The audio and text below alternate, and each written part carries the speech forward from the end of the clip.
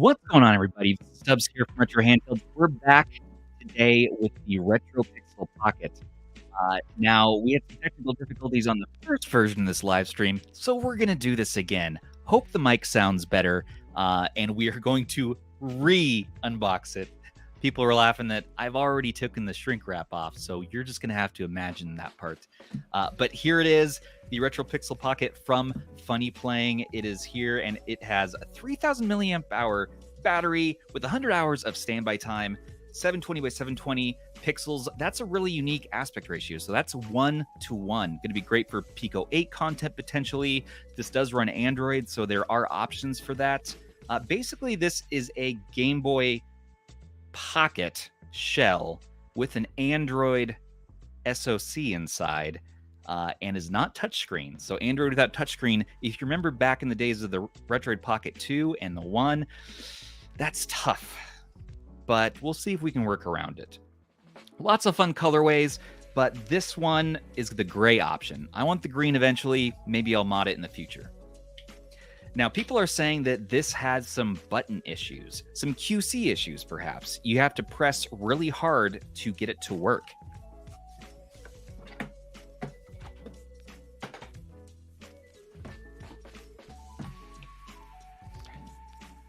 And we're going to see if that's the case.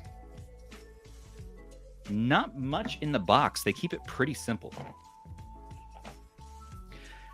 It is a kind of boring slate right off the bat here. And we're going to get a little more light so we can see this a bit better.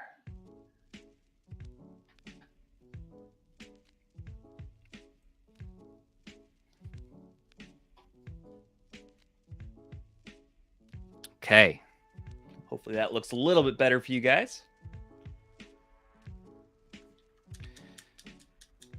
Now, these are clicky. Well, they're rubber membrane, but they feel very clickety-clackety, kind of like the Analog Pocket. And that's really the one I want to compare it against today. Yeah, we're back, everybody. We are back. We're up and running. I refuse to give up.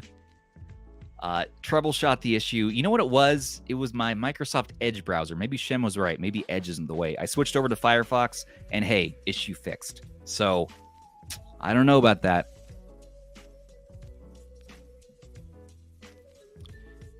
Well, we can't win them all. But for $79 is what I originally ordered this for. And now, Retro Tech Dad Rob, good to see you in the chat there. It's back to $99. Oh, man, that's tough. That is tough.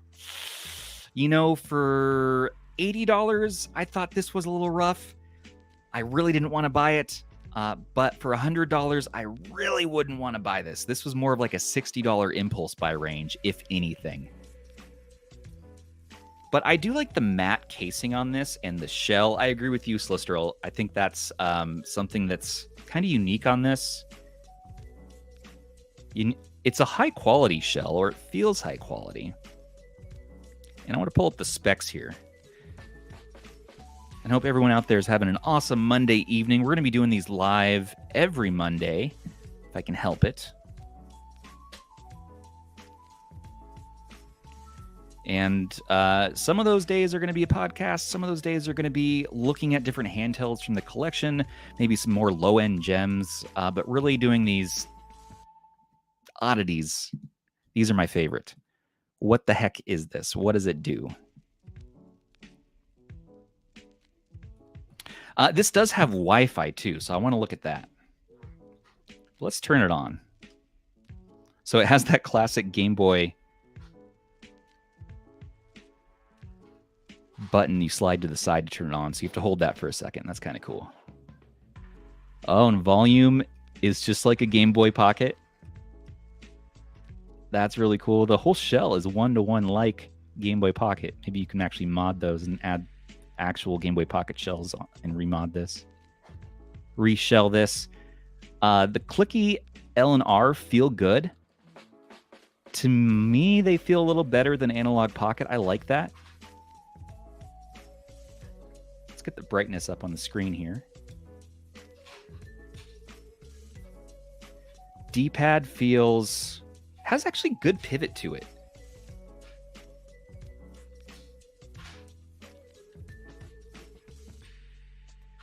Yeah, that feels really good.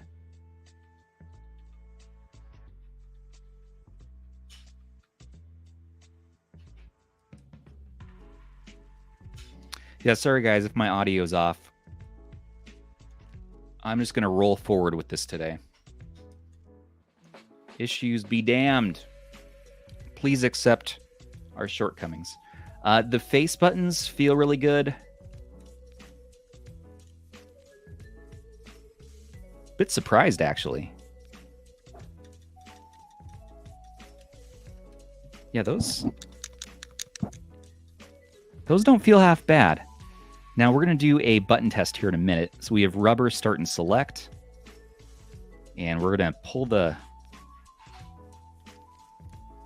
screen protector right off there. There you go. Hope that was satisfying. Let's get a little more light in there.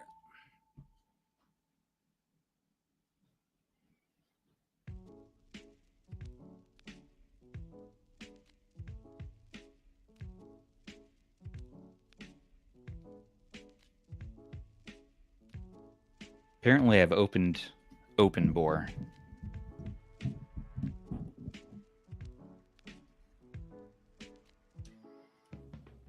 Is there an easy way to get out of there? You know what the easiest way is? Just turn it off. Just do a reboot. Good, fine. So this controls the backlight, so that is the brightness control. And on the right side, we have volume up and volume down. I like that it has that same exact feeling as an actual Game Boy Pocket. Size-wise, this feels more ergonomic than the Analog Pocket, I would say, for sure. The Analog Pocket is just not a super cozy handheld with not very long battery life. I liked the feel of the plastic, the look, and the performance and the function of the Pocket to death. And the screen is gorgeous, but it was not an ergonomic or long-lasting handheld. And I eventually cast it away, far away into the abyss. Let's see if this... Okay, so there we go. Brightness up, volume up. I keep trying to instinctually press the touchscreen, but there is no touchscreen, which was my biggest issue with this handheld originally. When I first saw it drop, I was like, I got to avoid that thing. No touchscreen. But now it's here, and I really want to see what it does. So let's get into a button test.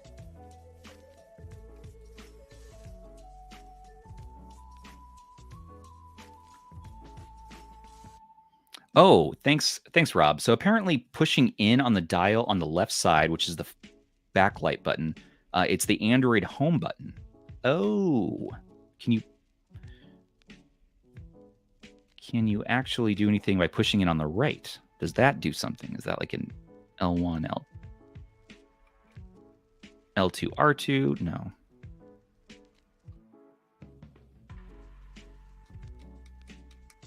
All right, let's press and test that. So I'm barely pushing it, by the way. Okay, here we go. I found a missed input. So if I push it lightly, it misses it. If I push it hard or even medium, we're good. Yeah, we're good. My B button takes less effort. My B button is registering right away. So let me get that on camera a little better. My A button needs a little bit of wear in. So I've heard from Mako in our Discord that just play on this thing, just use the buttons, and these will wear in. Other fixes have been to take some isopropyl alcohol and cotton swab and kind of clean off the contacts there underneath these buttons. Or you can just play it and it'll be good. Some other interesting options have been to scrub and abrasively scrape the gold contacts. So it just makes direct contact with the copper under here. Not a good idea. The experts have weighed in that is a bad plan and might hurt your unit. So please don't do that. Just clean it or just play on the unit. That should fix this. My Y is good. My X, same issue as the A. Actually, the X is probably the worst. Yeah, that's not good. Okay, but if you push it medium to hard, you're good. D-pad. D-pad's good. D-pad feels good. Actually, little...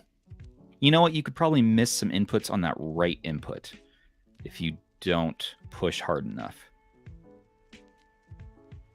You know what? Same with the top and the left. Okay, the entire D-pad. You got to put a little bit of push into it to get those but not much, not much. But I'm hyper aware of this now because everyone's talking about this. This is the biggest point of contention with the device is possible QC issues from Funnyplaying. Now, Funnyplaying classically makes Gameboy mods, IPS screens, shells, and drop-in mods for various Game Boys. So this is the first venture into something like this, where they're dropping in an Android chipset into a Game Boy Pocket shell and making this all-in-one experience. I don't love the bezels on the side, if you can kind of see that. Short top and bottom bezel, that looks good, but the side bezels are longer, and maybe that's what you need to get that true one-to-one aspect ratio.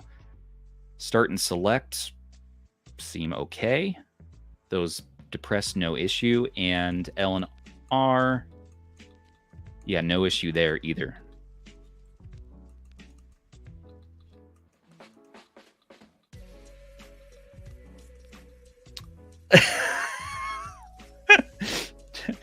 One of our patrons, Jelano, what's going on, man? I'm trying to do brighter lights today so we can see this thing. It's such a dark color, it's hard to pick up on camera. So I just have my lights blaring like the hot sun right over my shoulder here.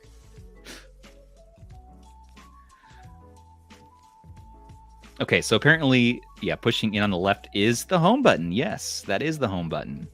This one also pushes in. There's a button there. I don't know what it does yet. There was no instruction manual.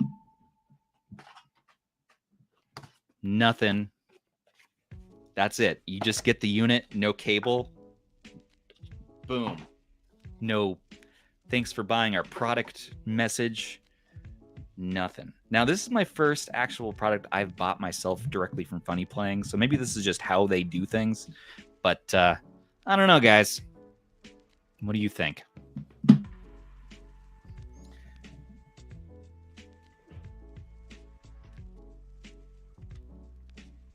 Let's connect it to Wi-Fi and do that off camera this time.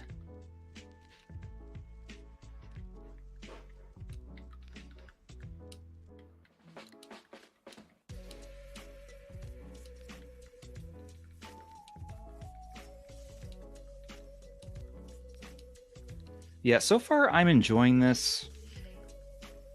As far as the feel goes, more than the Analog Pocket. Just ergonomics alone I'm talking about, not the missed button inputs, because the Analog Pocket was perfect as far as the buttons and the D-pad. No issues there.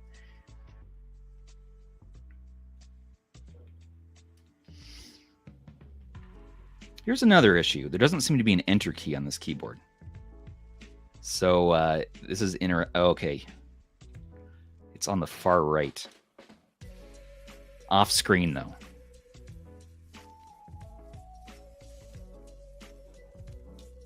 All right, Wi-Fi is connected. What should we do next?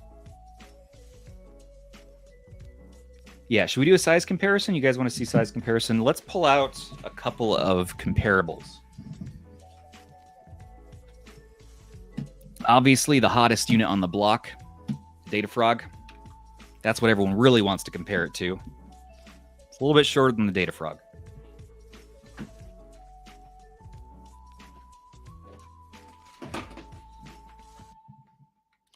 The 35XX.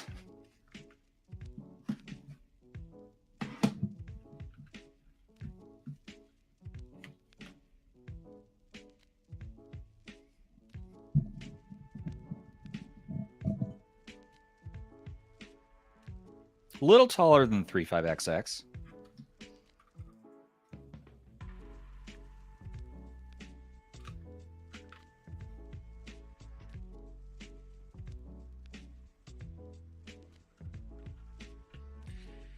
About the same. You know what? About the same thickness. Almost the exact, actually. The 35XX is just slightly bigger, like a millimeter. Red, yeah, a red V90. Let's get that out. Red V90.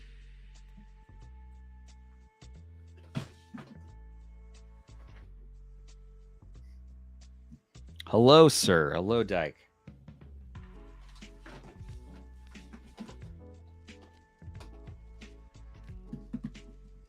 So there's a V90 that's satisfying snap.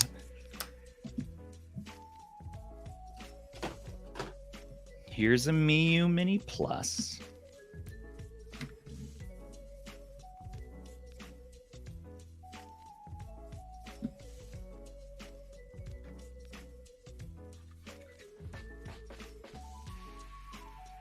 Little bit thinner than the V90. Definitely bigger than the Miyoo Mini Plus. That is taller, a little thinner in the top, and on the badonk, about the same, right about the same as the badonk.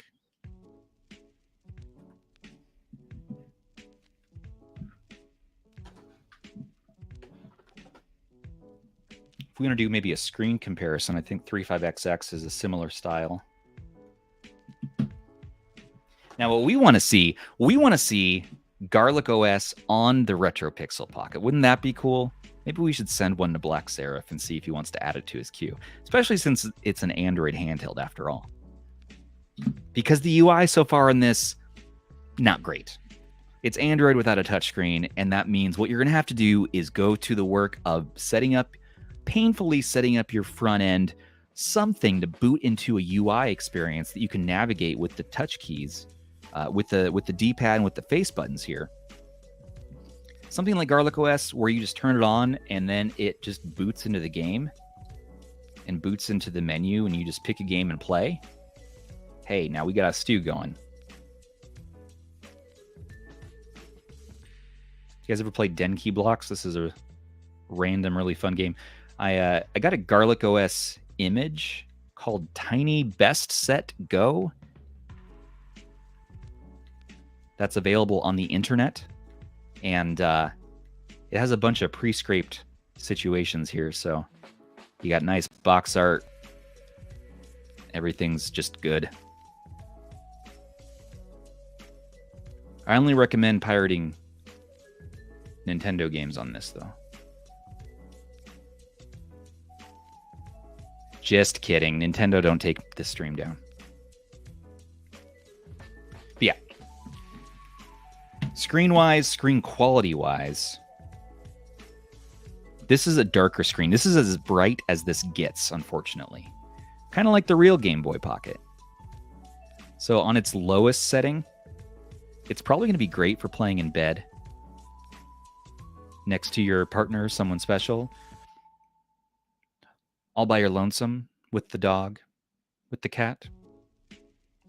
But you're not going to wake those loved ones because it's nice and quiet, dark screen, but playing in the daylight, like I have my window open right now, it's tough to see this. Like I have to hold it up to the camera really to see what I'm doing. So I don't love the max brightness. If we look at the 35XX on max brightness. I mean, that's a stark contrast right there. So it's running an older build of Android. I believe, is it Android 7? Is that right? Can it connect to the App Store? It might not have it by default. Let's see what options and what apps we have on here. So we have RetroPixel, which is an app, probably by Funnyplaying. RetroArt 64, PPSSPP, OpenBore, J2ME Loader, Flycast, a battery bar, power line, game test, FTP server, and a file manager, as well as the settings. So we can go in here and see we are running Android 7.1.1. It's reporting it to be a quad-core A64 processor. Kernel version 3.10.65. Tulip build. Looks like it was built on Tuesday, March 15th. Doesn't say 2022. So this has been on here a while. Battery's already at 62%. So it looks like no Google Play. Yeah, no App Store on here. You'd probably have to get G apps or something. It might have to root it. I don't know. We need some lineage experts in here.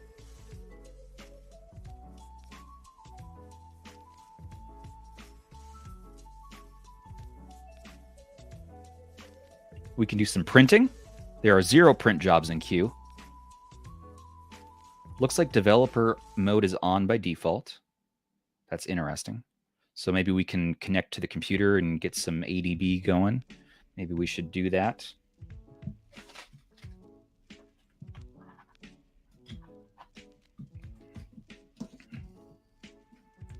Let's see if it shows up in Windows.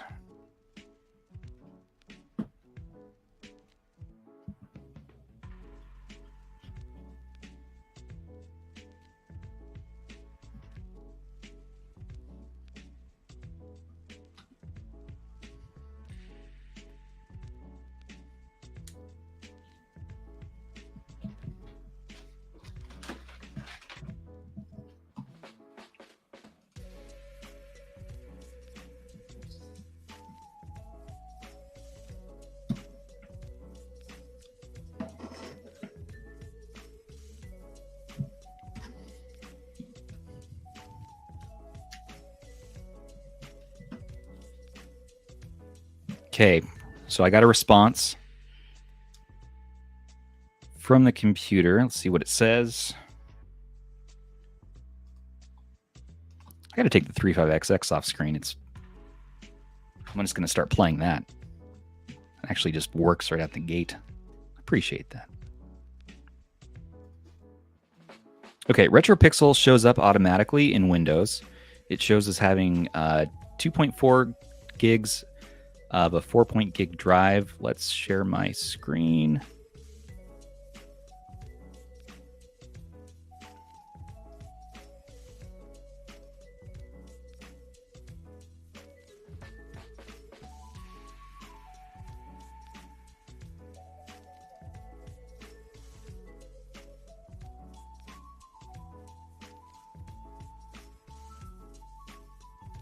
What in the world?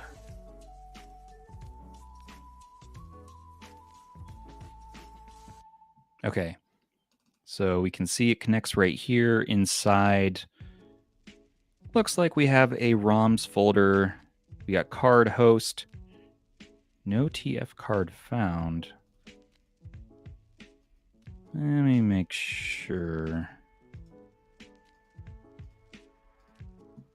Oh no, that's not good. Don't do that, folks. Right, so it doesn't come with an SD card, but here's the slot for the SD card. So why don't we pick one out from my selection, and we're going to stop that screen share.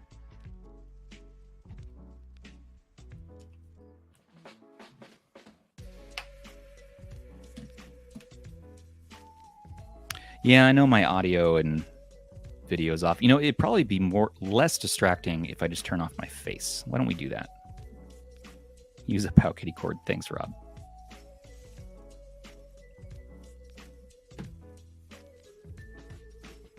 I'm using an 8-bit do right now. 8-bit dough.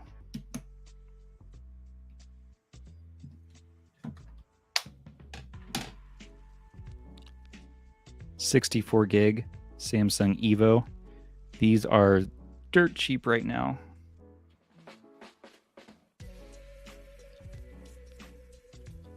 Ah, and it's the American way.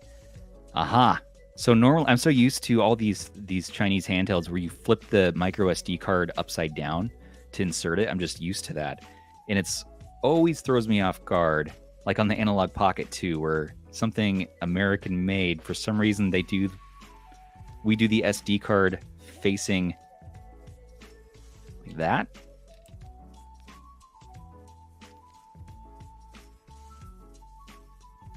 And now let's see if we get... Oh no, you know what, guys?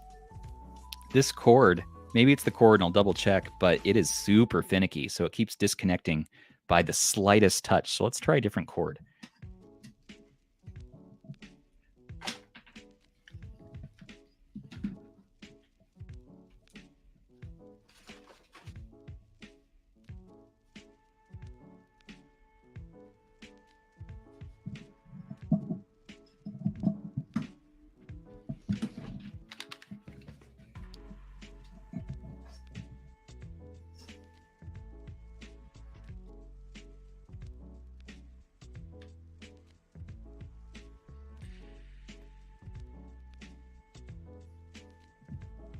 Nope.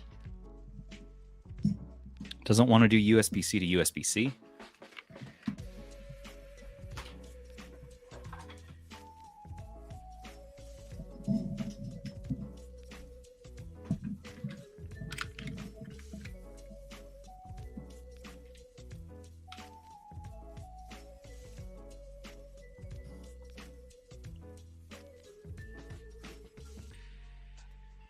There we go.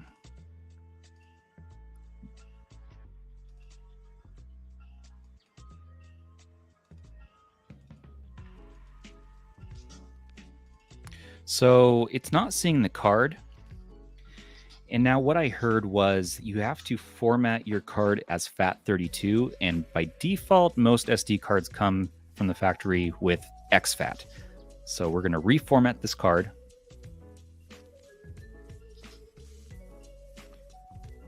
And yeah, this cord's good. So this is no longer sensitive. So it looks like there's a retro pixel. Oh, yes, never mind. It's still sensitive. It's the jack on the handheld that's doing that. No. Hey, at least we have a 3.5 millimeter out, right?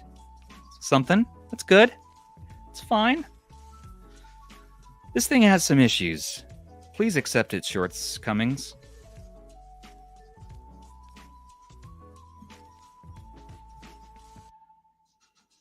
I need to make a banner for this.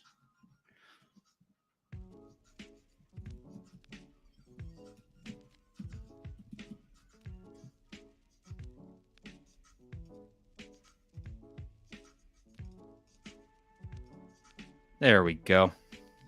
Yeah, it's just... it sucks because if you're going to transfer ROMs, you better not touch this cord at all.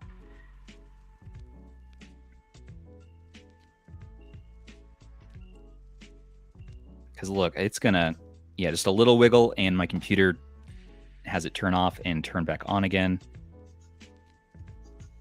I don't love that. Not my favorite.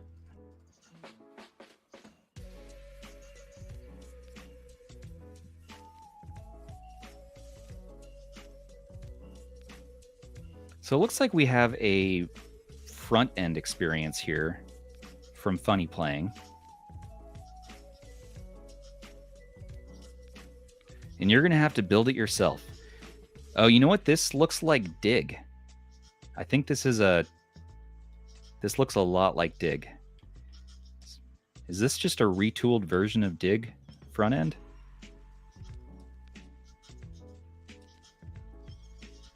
Yeah, it is Dig. It is Dig. They renamed it. Is that cool to do? I don't know what the license is like on that, but They've named it Retro Pixel, but it is the front end dig. Now it's a well put together one with a nice theme. And so we're gonna have to set up everything by scratch on this, starting right from the BIOS files to the ROMs to setting up emulator settings, and then scraping art and all that stuff. Max, welcome to the stream.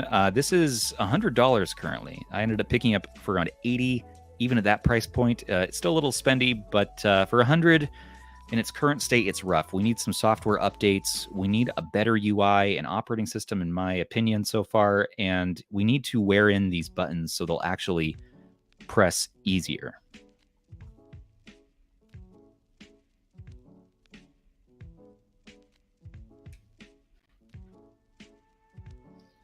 So let's hop on the computer and get some files on here.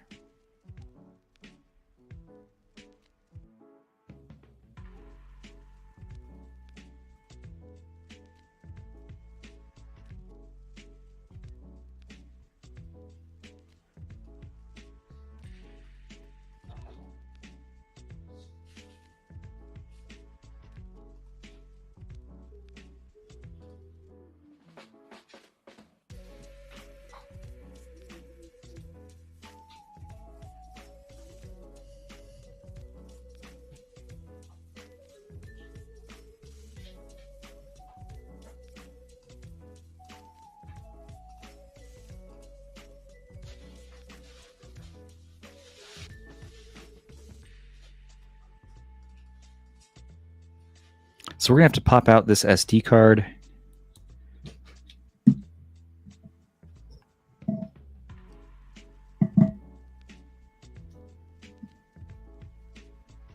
And we're gonna format it.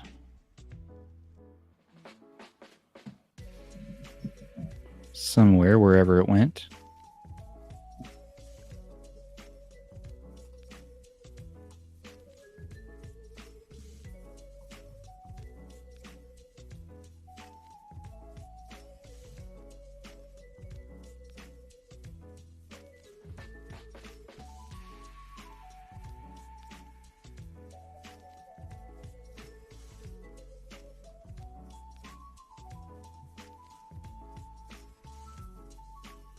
Just going to delete that exFAT partition, new simple volume, and this is the computer management area of Windows, Windows 11 right now.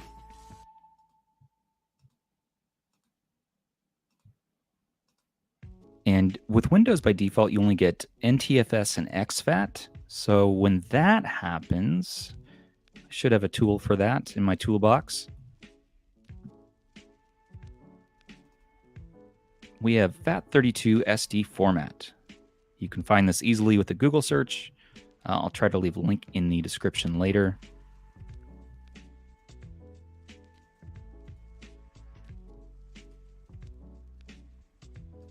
It's going to be my D drive.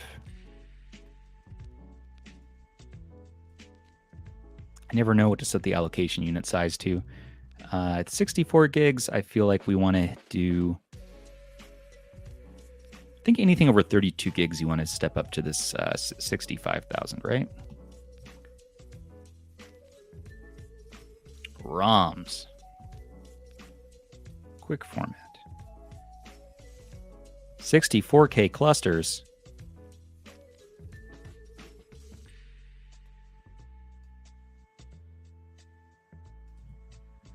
ROMs. Oh no. I guess we'll do the smallest allocation size, meaning little files are going to go really fast and big files are going to be really slow.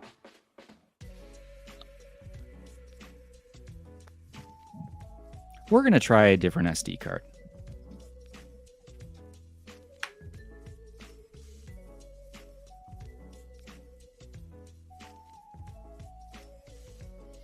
Oh, you know what? It was saying it only supports up to an 8 gig. I believe it was saying on the website an 8 gig SD card. Now that seems wildly low. Oh, it's an 8 gig eMMC built in that supports a micro SD card expansion. Okay, so we can do way more.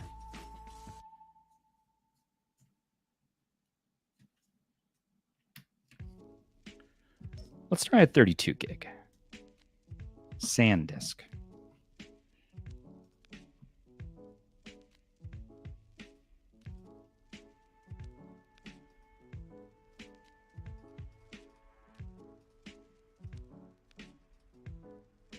Which this one might already be FAT32. Let's see.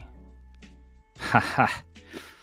We're just going to skip this whole thing and just use it as is.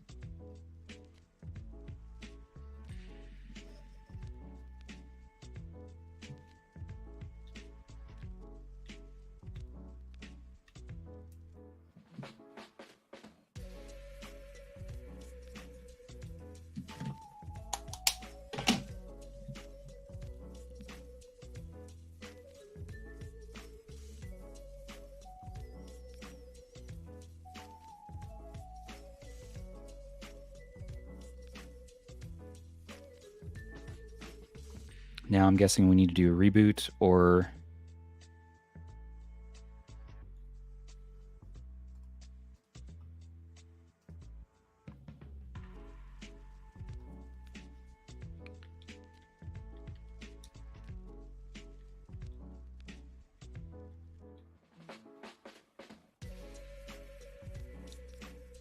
go in and format the card. I wish there was a mouse, some sort of virtual mouse we could use. So I know that if I just pull down from the top there, I can access that SD card. Oh, thanks, Nick. Yeah, I like this theme. It's like a forest.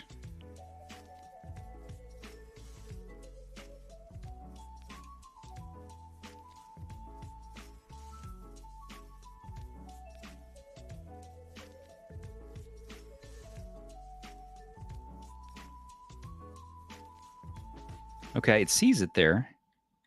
You know what? This UI is just awful to navigate without a mouse, with some sort of virtual mouse. At least in Retroid's products early on, they provided you a dang virtual mouse. This is kind of frustrating. It is cute. I want to do some mods to it. I want to get some Game Boy Pocket, maybe some green buttons, just something to add a pop of color. It's not my favorite. Not my favorite so far.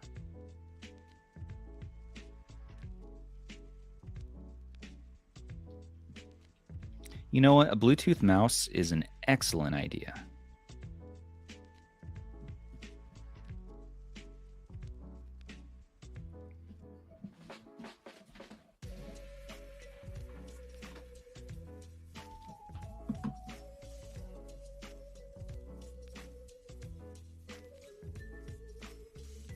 Here's a Microsoft Surface mouse.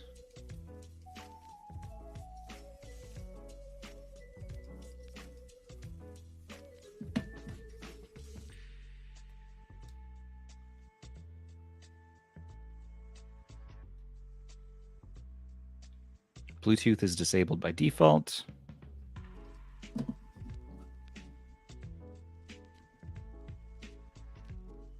Yeah, or we could get a dongle out and plug it in. That's a good method as well.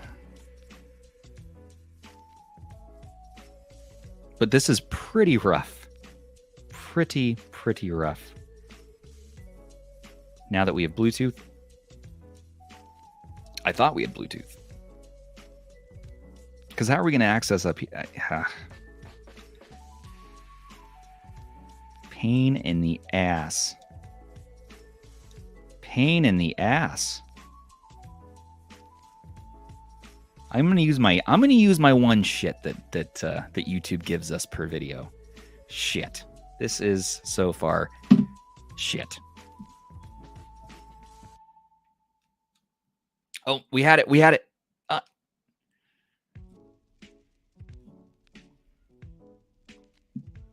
See, now's the point in the video where I would just, again, I don't want to give up a second time, where I would just pull up my 35XX or my Analog Pocket and just start playing on that. Like, it just boots up and plays games. What do you want here? Now, I know some people have patience and we just need to tinker and all that. I don't have time for that. I really don't. I want things to just sort of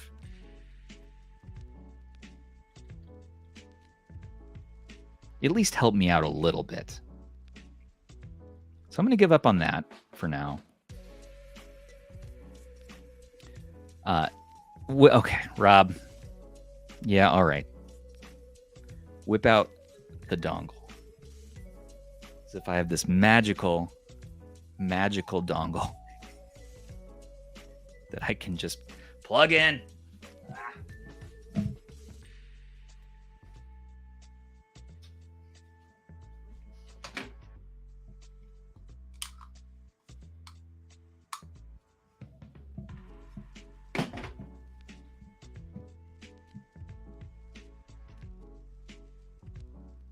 Thanks.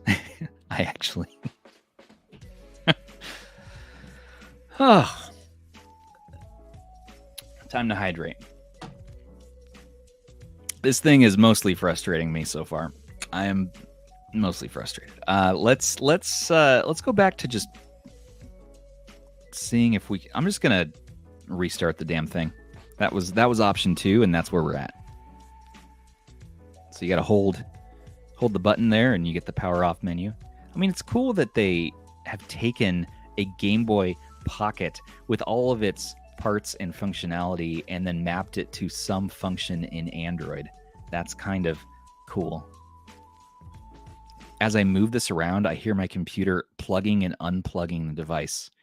So that's not awesome. The connection down here is soldered possibly by a polar bear. I'm going to call him Stanley. And Stanley over there in the manufacturing department, he uses polar bear hands. And he didn't too accurately secure something here. The wiring's funky, but the slightest little touch just disconnects you. So if you were to copy ROMs and whatnot and things to this, you might corrupt your SD card or corrupt the eMMC in the process. At the very least, you'll be set back an hour or two as you need to recopy everything.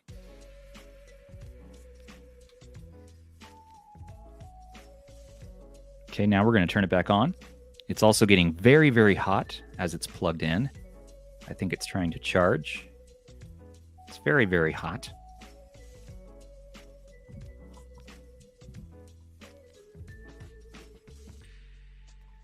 Yeah, you know what Stanley does? Unfortunately, the Canadian polar bears are some of the worst polar bears that can solder. Some of the worst. I've known grizzly bears. I've known Kodiak bears. I've known, sun bears that can solder. Polar bears can't solder for shit. This is something nobody talks about. Nobody talks about. How come no one's talking about the polar bears and someone needs to teach them how to solder? Give them the tools that they need. But this is what happens. And this is where we're at.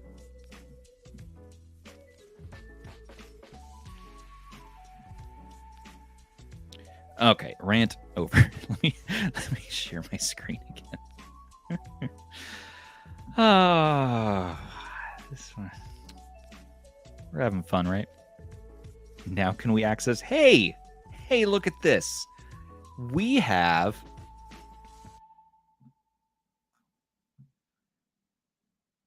a place to put our games. Now, where do we put our BIOS files? That's what I want to know straight off the bat. I guess we'll make a folder.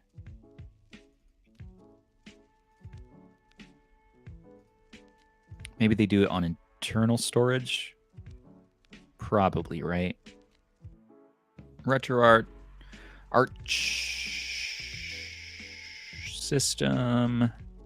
Put our files right in there. We're going to go to the place where I keep the... You guys get to see my ROM collection today. I'm not going to edit this part out.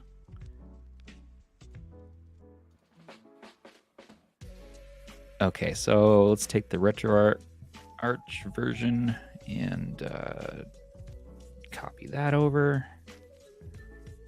Everything we need.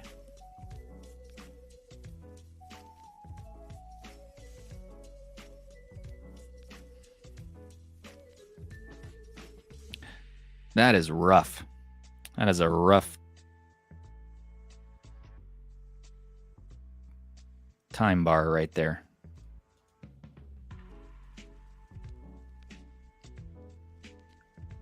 $500 megabytes. 3,300 files. What's that say? We're just doing this little bit by bit. So here's an instance where a FAT32 card was probably formatted with block sizes that were too big, and so copying these little files take a long time.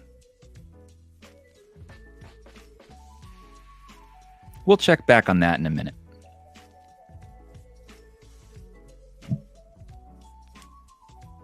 Let's talk about something else. There was a BIOS folder in the internal shared storage. Thank you. Yeah, let me see that real quick.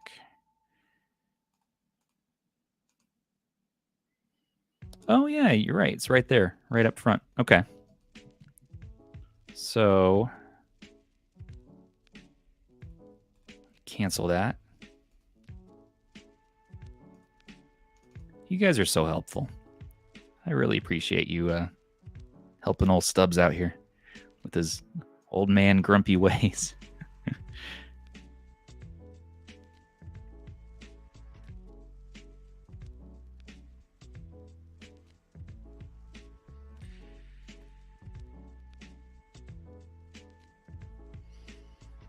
Okay, so I'm going to clear out what I did put on here, and we're going to put that in the BIOS folder. So let me pull that back up on screen.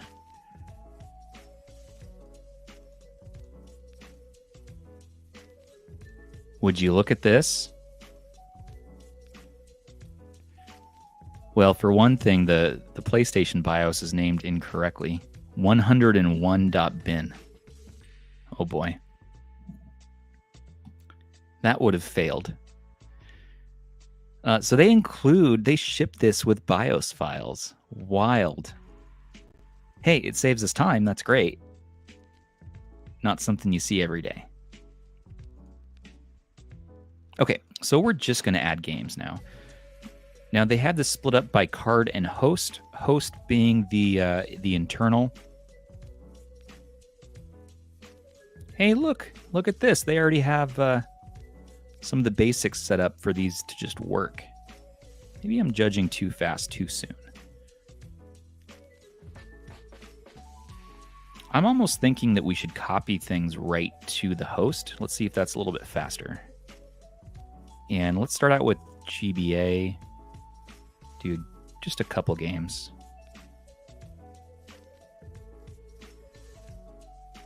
Alien Hominid. Way faster. Crash Nitro Kart.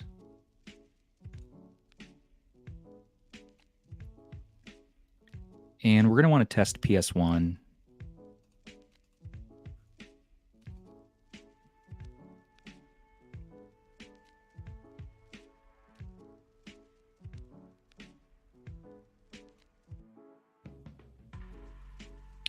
And I'm just going to do Crash Team Racing for that.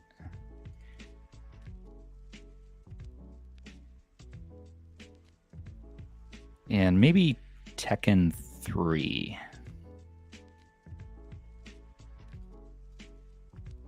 Benchmark performance a bit. Now this does play all the way up to PSP level.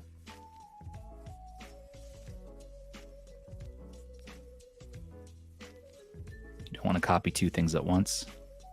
It doesn't like that. Yeah, copying to internal storage is way faster.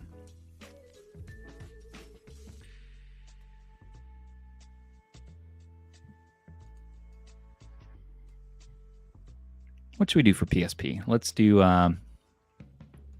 Ben 10.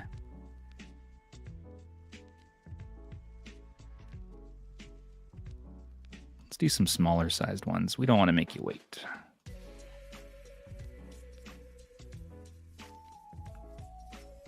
Yeah, Death Jr., Burnout Legends,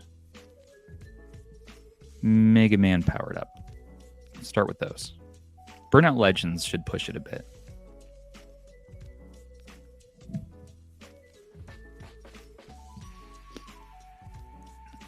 Other things we might want to try, anything that's 1-to-1 aspect ratio. So I really do want to try, is there Pico 8, a Pico 8 folder already on here? There's not. So we're going to have to finagle that a little bit. So we won't do that today. N64, yeah, that's another one. Thanks for letting me know, Pixel Pocket.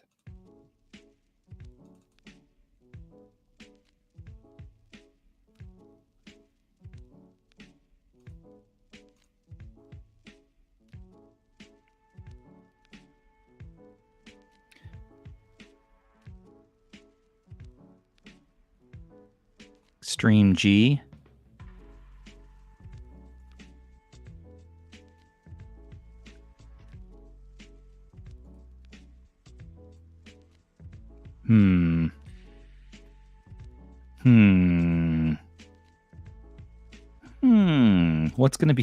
What's gonna feel good without having the joystick? That's the thing. I mean, I guess maybe Mario 64. Let's try that. Probably not. Probably like fighting games, right? What else?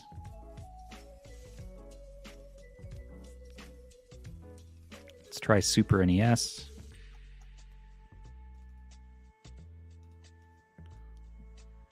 Call it good on Aladdin on that one. And then Game Boy itself, that's definitely one we definitely want to try.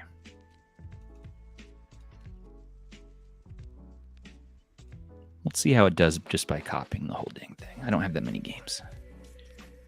Like 100 games. And Game Boy Color, same thing.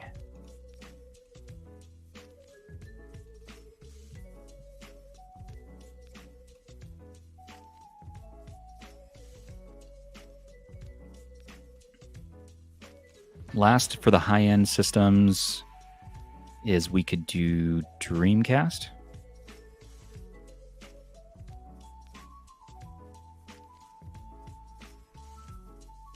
Crazy Taxi 2 and Power Stone. Let's do those.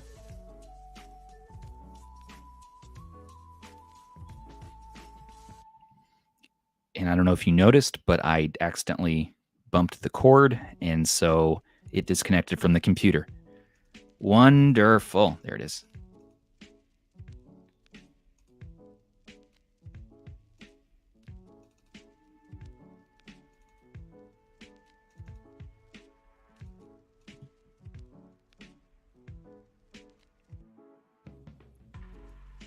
Okay. You don't need to watch progress bars anymore. We're actually going to dive in and try this out. Yeah, copyright strikes. Let's do it. The Offspring will forever be a good choice. Now let's enhance. There we go. Oh, nice. 353 PS. Yep, that's a great handheld right there. Chicken McNugget. Love the name. We have our nugget on the way. Yeah, you make a great point there. Prinny. Yeah, I should have tested Prinny Pride Tunes. True. Oh, Kyle the Red. He's been on our show. He makes awesome recipes and role-playing games on Steam. So go check Kyle's Twitter out. We get into some shenanigans.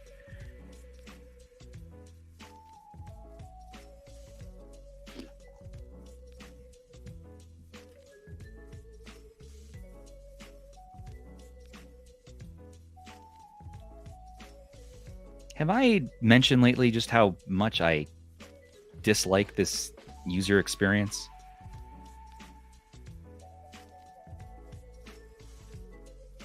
Now here's the real test. Can I open this up and will it just play? Like, is it pre-configured to run? Because I'm going to give them a point in their favor if this will just run. Next step is we go into Dig and we set this to launch on boot. Chicken McNugget. You're my fave. I don't know. My favorite is probably Zoo. Well, I have to say that, or he'll have Gary come after me. Hey, look at this. It's scraped. Hey. We got games. Huh. What's this? What's this? It's just going to work.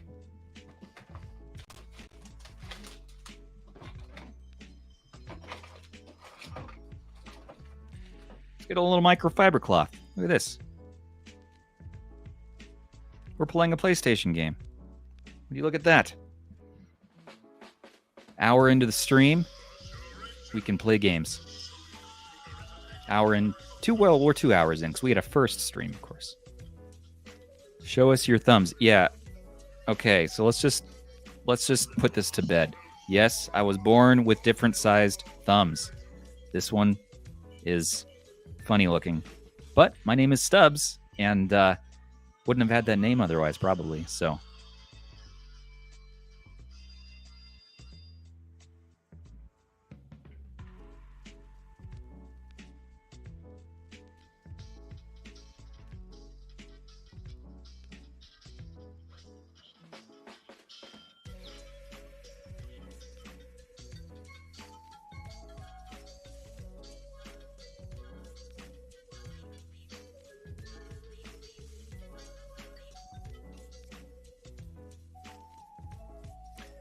What processor is it using? Emulation Otaku. I will have to have an expert answer that question. Rob, are you still on? Do we know? They don't call out specifically what they're using.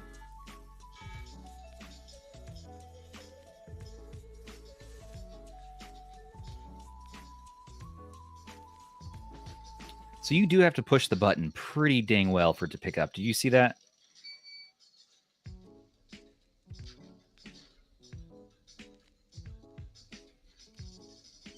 You also have to press the right button, but even still, you can't gingerly. You like that one, Kyle? You can't gingerly press the button. You got to like really dive in. Yes, it does have an Intel Pentium 4. That's right.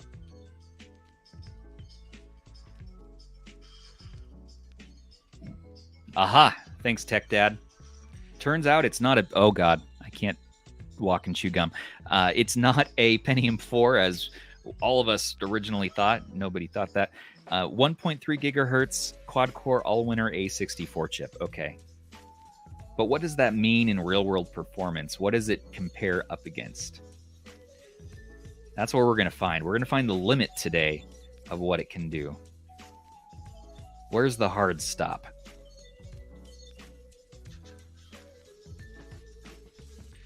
Can it do something as graphically intensive on PSP as Burnout Legends? Can it play Power Stone?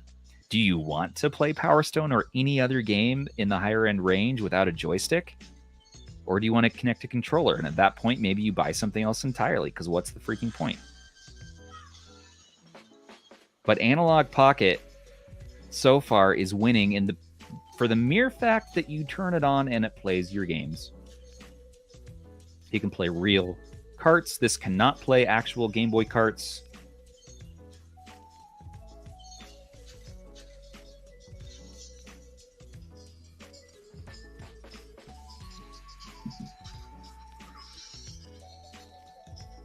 Okay, but it is playing this just fine. Feels like full speed to me. Let's see what the hotkey is. So select, it looks like select plus Y is going to be the RetroArch hotkey.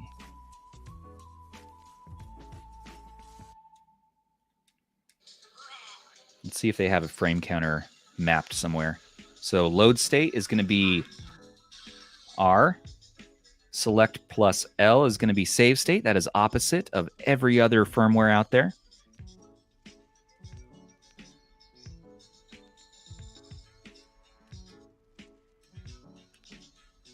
They haven't mapped it as a hotkey, so we're going to map it ourselves. You ready to map some hotkeys up in this? Yeah, that's right. I'm going to be mapping.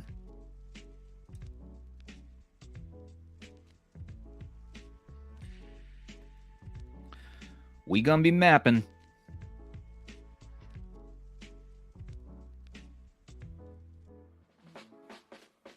All right, let's do B. Son of a... I said B. These keys are the... not good. You have to really press. Okay. Yeah.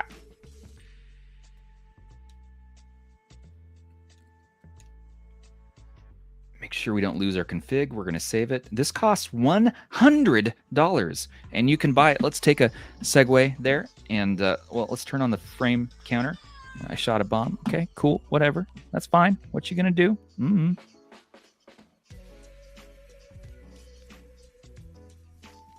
Let's look at the funnyplaying.com. Share window or screen. Yep.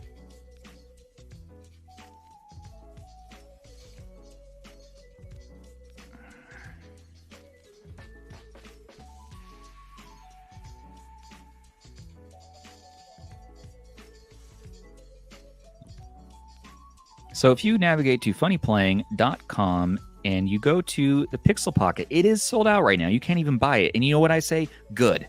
Good. They need to take a minute, think about what they're doing here, make those quality of life improvements, and then re-release it. But when it is on sale, it goes for $100. I bet you it's on eBay for exorbitant amounts of money. Yeah.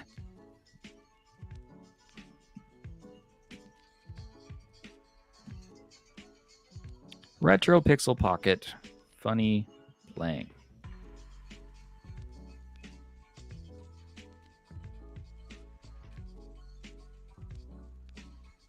So far, nada.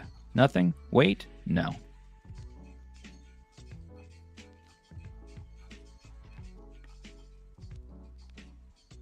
Well, you know what? Maybe one will be on eBay. Maybe it will be this one on eBay. Wait, I felt rumble. Or just loudspeaker creating the false sense of rumble.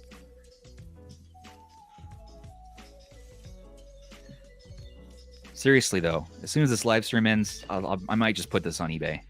Yes, I think it has the best buttons of any of the other units that have been seen out in the wild so far, so that's good. This seems to be less problematic, except for that issue with the cord.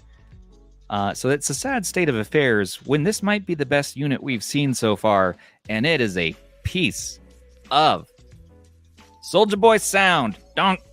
I wish Shazoo was on here right now. Stubbs is a scalper. I didn't say how much I was going to sell it for. I will sell this for 5 McNuggies. 5 Tetris McNuggies from McDonald's China. That is my price. Not a McNugget less.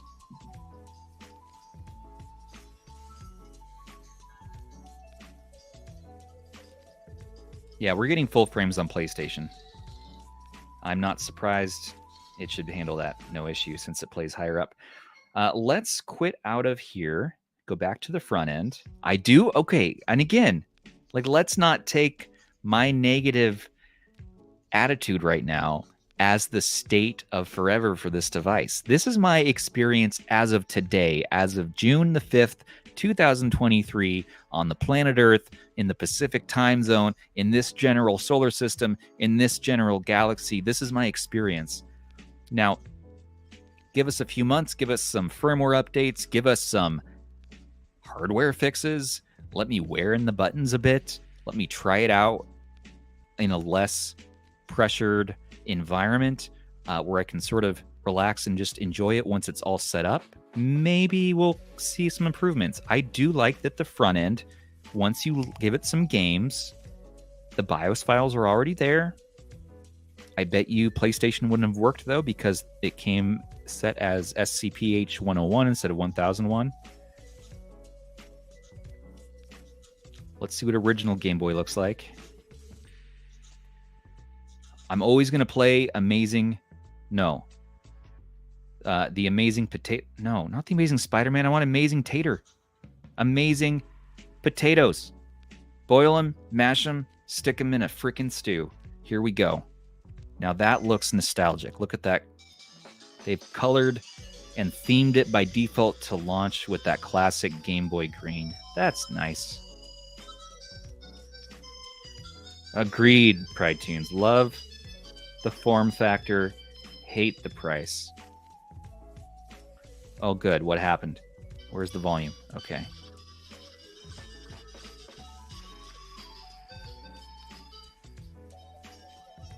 You know, the speaker sounds all right. I kind of like that speaker.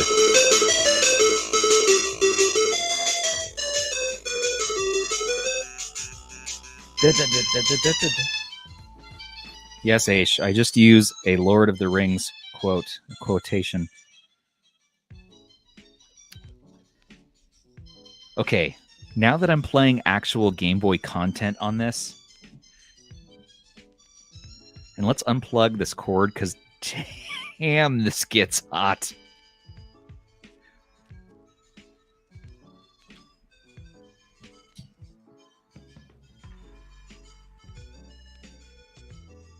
Yeah, you know what? It looks cool for Game Boy.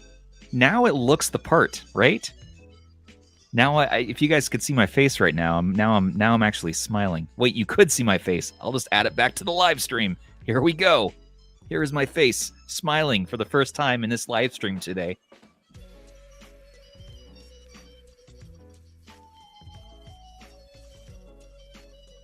Yeah. Okay. All right. Hey, look at that. And my box art is downloaded now. Fun retro wave graphics. Look at that.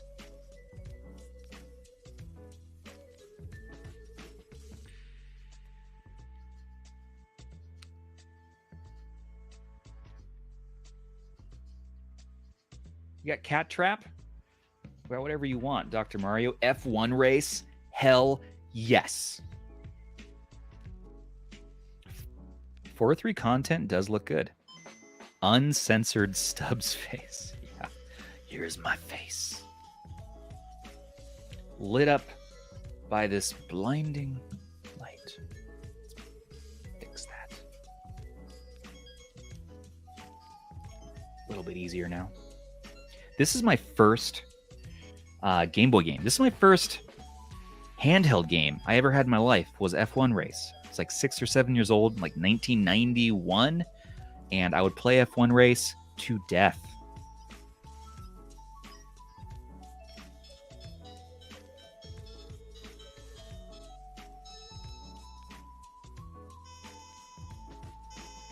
Yeah, I turned off my my camera because it's distracting to see that it's not 100% synced with the audio.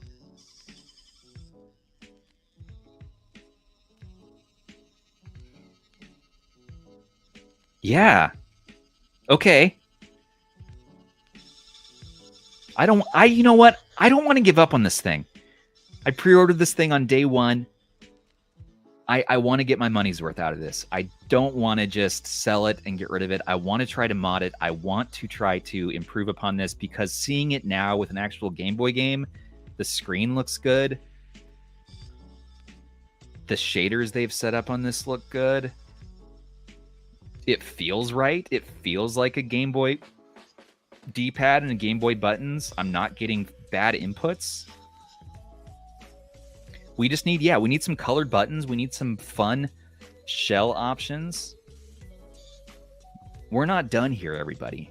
We are not done. We're going to make a handheld out of this yet. What do you say? Can we turn this around? We can turn it around. Funny Playing, you gave us a good start. Leave it up to the community to fix your stuff. We've been used to that already with so many other companies. Why not add another? Oh, yes. I forgot about the GKD Mini Classic. That thing is the worst. But I have it here. Give me a second. Somewhere. Hell. Thought so.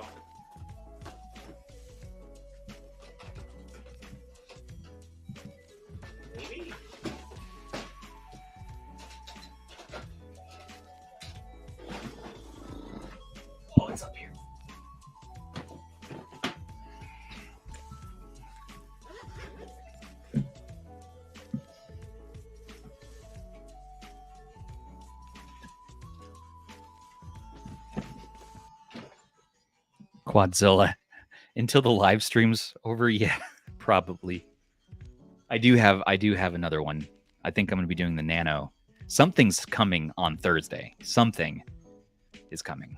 I don't know if it's the Loki or the Nano, or maybe one other, or the Pimax Portal. One of those three is showing up on Thursday, so there will be a stream on one of those three handhelds then.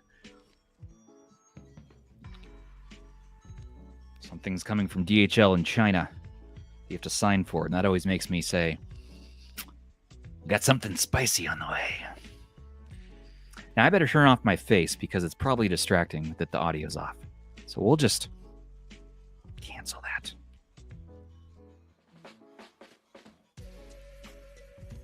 So yeah, here is GKD's awful product, the GKD Mini Plus. It has an aluminum shell. It's very heavy. I love the hardware and the feel of this. I love a lot of it. It's just not good in software right now. And it had a storied long wait time to get it into your hands, and it's very big. It's very, very, very heavy. That's the other thing. But this is an option. This is about $180 to $200. Way more than this.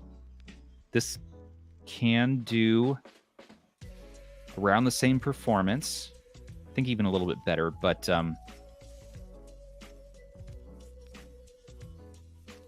it's an oddity. This is an oddity for sure. I'd much prefer something like the 353VS.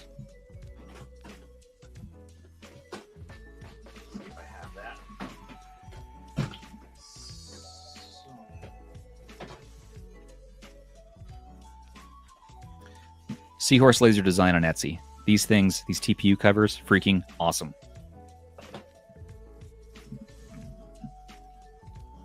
Yeah, this thing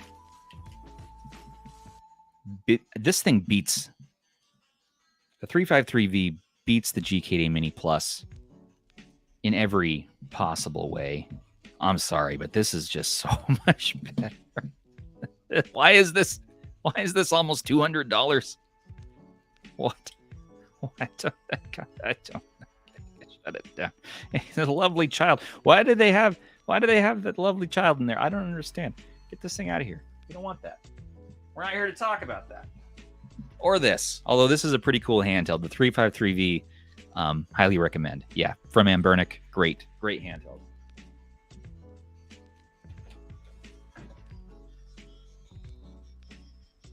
Yeah, I know. The analog sticks, sure. Makes them look ugly. This looks more classic. I mean, this is the closest emulation handheld that has felt like an actual Game Boy in the hands, feel-wise. You remember that feeling of those old Game Boy D-pads? This has that down, okay? There's a point in its favor. Let's do Game Boy Color. Now that I've been rambling a bit, box art has had time to scrape.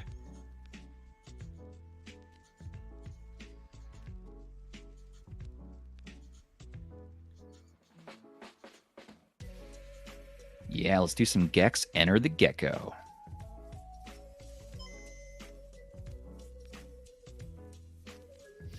See, I want to get like a bright green Game Boy Pocket shell on this.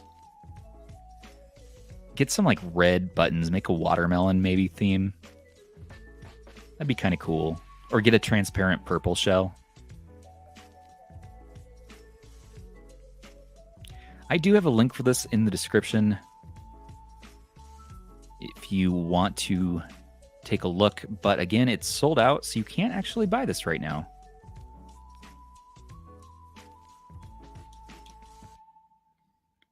Do they have a fast forward enabled? That's what I want to know. No. They're not trying to encourage fast forward. Hey, Ra, great to see you on the stream today. I'm doing okay over here.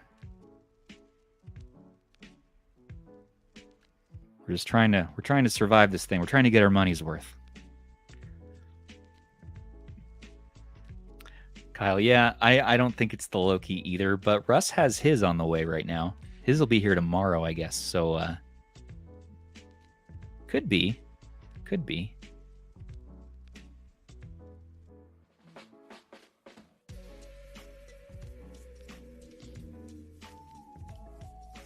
Does this come in DMG color? I don't think so. You know what? Here's the colorways that they're going to be selling. Black and green, Game Boy gray, deep blue, blonde,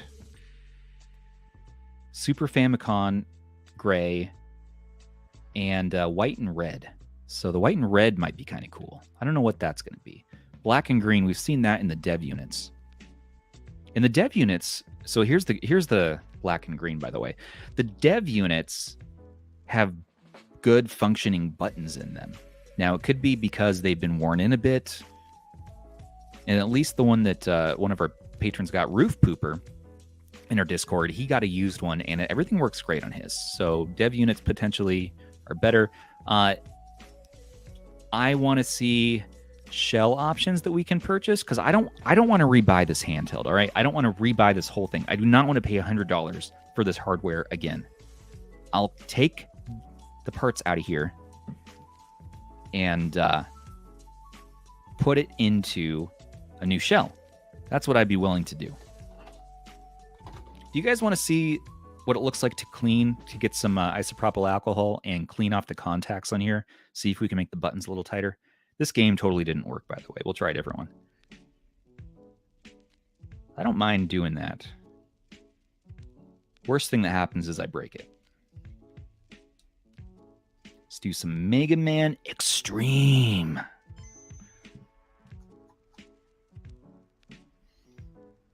Yeah, the 1:1 aspect ratio is going to be really cool for things like Pico 8 content.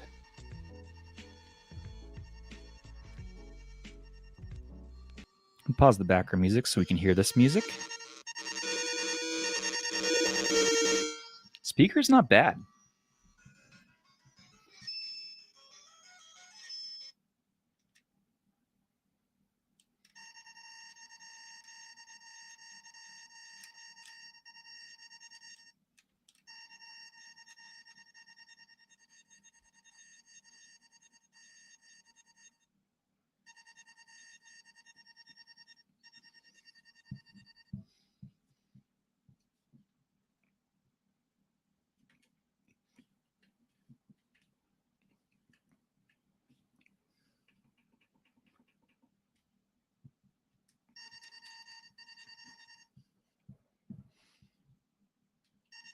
Right now I'm playing Game Boy Color.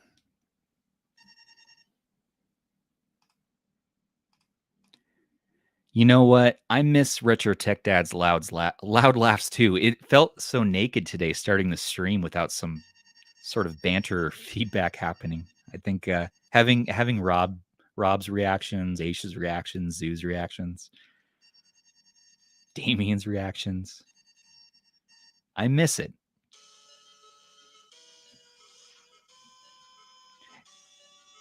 Yeah. We'll forgive Rob's shortcomings. I better run his banner.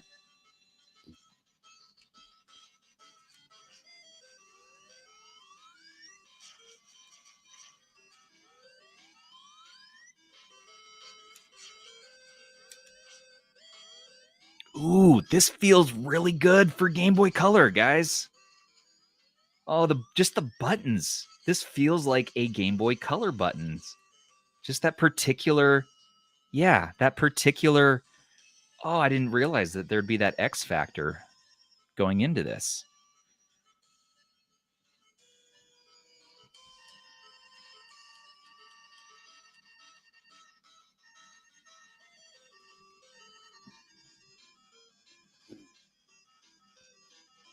Leonzo, Mr. Azile, what's up, man?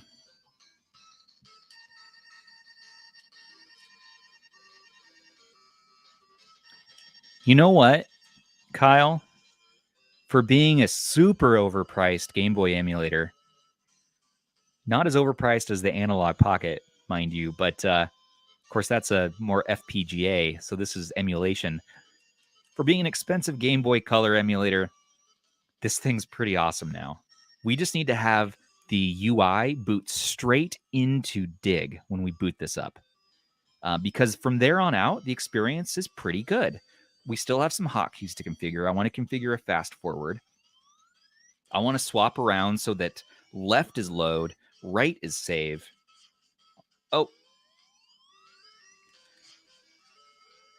I wouldn't use this to play something like Ape Escape or any N64 content. I really would just use this for systems that you're used to feeling this D-pad and face buttons on. So that's going to be Game Boy, Game Boy Color,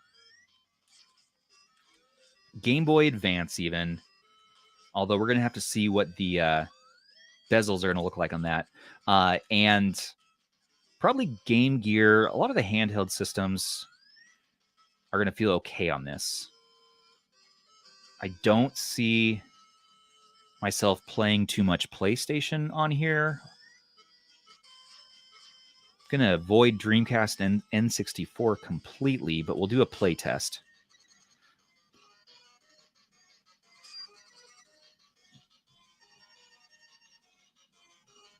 But I got to say, guys, yeah, the nostalgia factor of the buttons alone, combined with the screen and the aesthetic,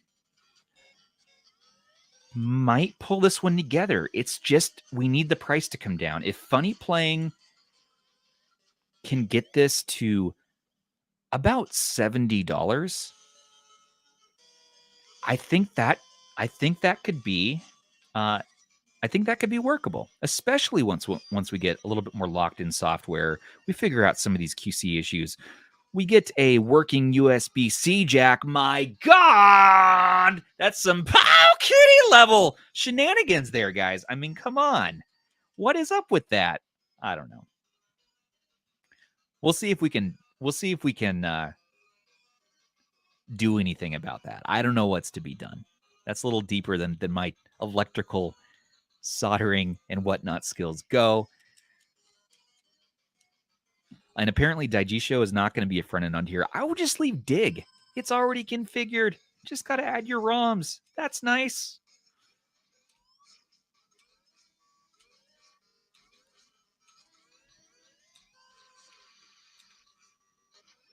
I died. I'll probably mess with the front end. I don't want to have a constant animation of flying through a digital valley of electronic polygons here. But not bad. Maybe let's do some Zelda. Maybe let's get some copyright strikes.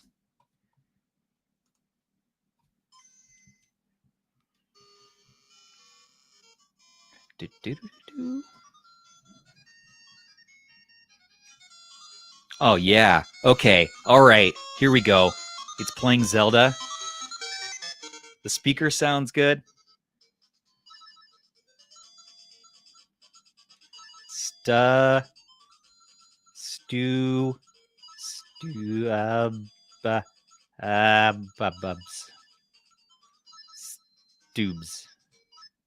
That's me.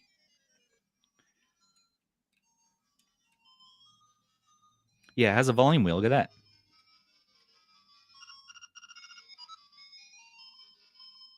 It has an actual button to push in, but I don't know what that does. It doesn't appear to do anything currently.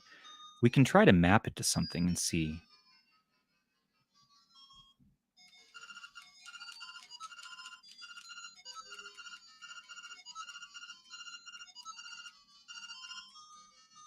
It's not something you see often, right, Kyle? Sure, I can do that. Idle cheese, bring the display closer.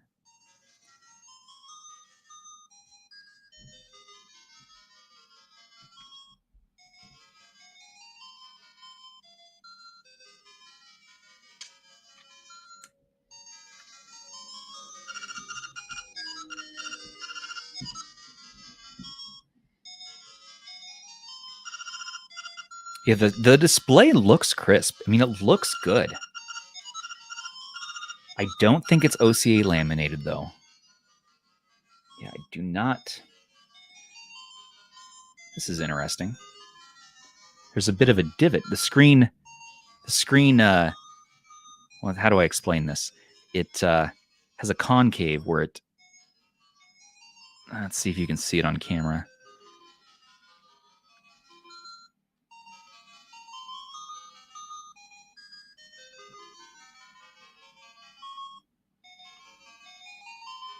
The screen is curved a little bit, or rather the plastic is bent a little bit at the top there.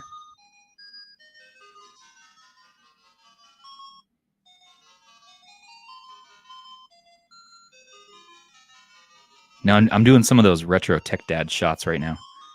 You know, where he has that nice music and it kind of like pans in with the gimbal.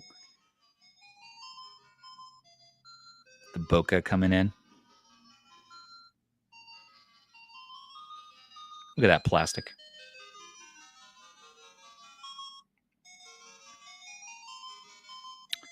What's up, James? Good to see you. Yeah, this thing is quirky, that's for sure. Sure do like it as a Game Boy player. Sure do hate it for pretty much every other use right now.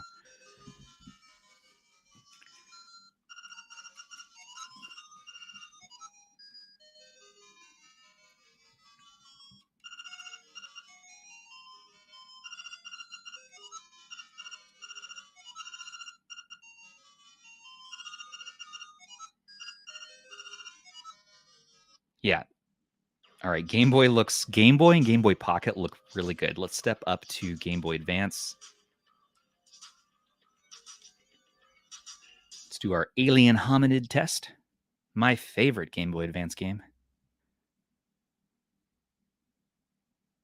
Yes. These are similar to the Game Boy Advance SP triggers. Very much so. That's a good observation. Nice and clicky. Listen to this.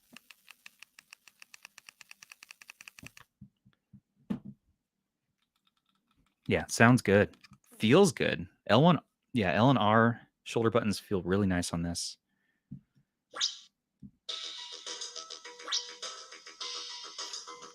The volume in this just rumbles the whole thing. It almost works like vibration, although I don't think there's rumble in here. I've yet to experience that.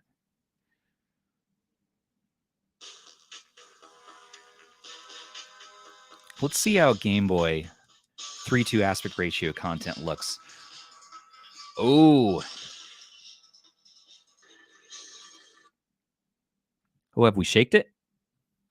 Hey, Aish is going to like this one. I'm shaking it. There's no sounds. There's nothing. Nothing. It's packed tight. That's nice. We got a stew going in here. Okay. Nice tight stew.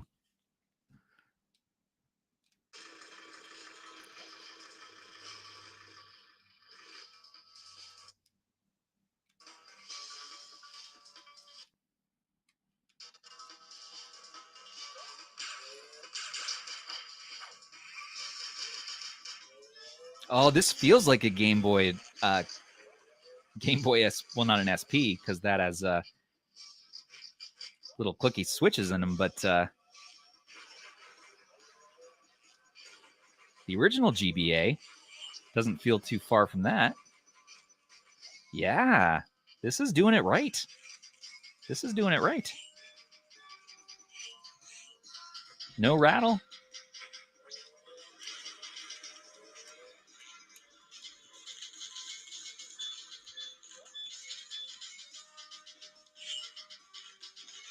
Freeze these fools.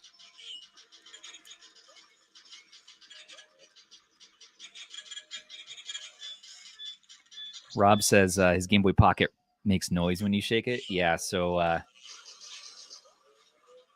guess we need to add in some rattle to make this more lifelike. Should I put some Cheetos in there?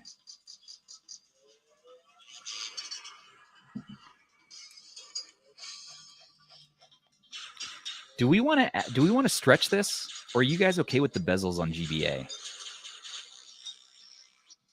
Because we got bezels for sure. We could call this a cinematic a cinematic effect. It's nice cinematic bezels on the top and the bottom. God. Oh, man. Yeah, Game Boy Advance feels good, though. Let's confirm that we're getting... Yeah, I mean, I don't feel any slowdown. You're cool with bezels? All right, I don't want to subject you to just a horrible stretching. Steve.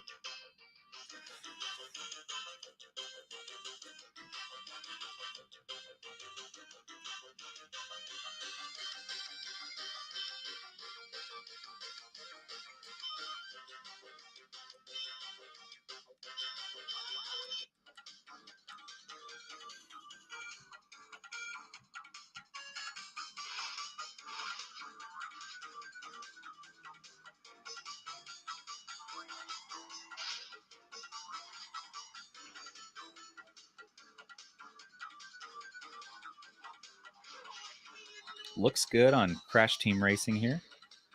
Nitro Kart. Plays well, feels good.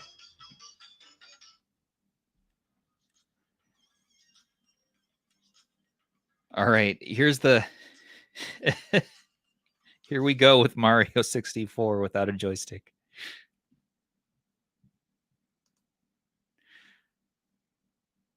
Yeah, James, it's surprising me so far, but I haven't really pushed it yet, so we'll see. And I assume it should be able to do Neo Geo.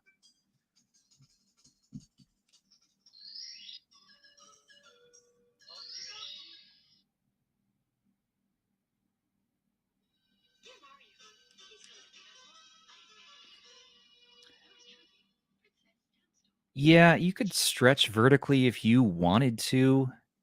I just don't know how great that would look. I almost feel like stretching it horizontally more. You know, on something like the Razor Edge or what have you, where you really have to stretch. That's almost better to me than vertical stretching. So I think I'm cool with the bezels if I have to, or we can add in some sort of fun, you know, retro arch bezel.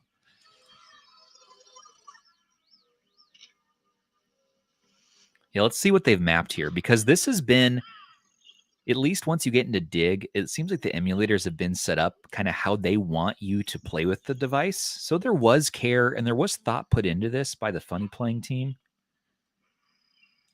Okay, so Mario moves the D-pad. That makes sense. So they've already set that up for you. That's really nice. I appreciate that. I gotta say.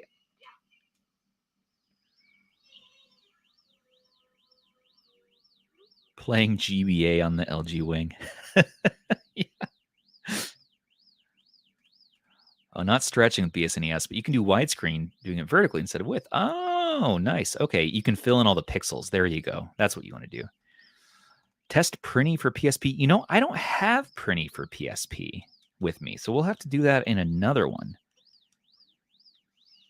Maybe if I go back and do an actual review.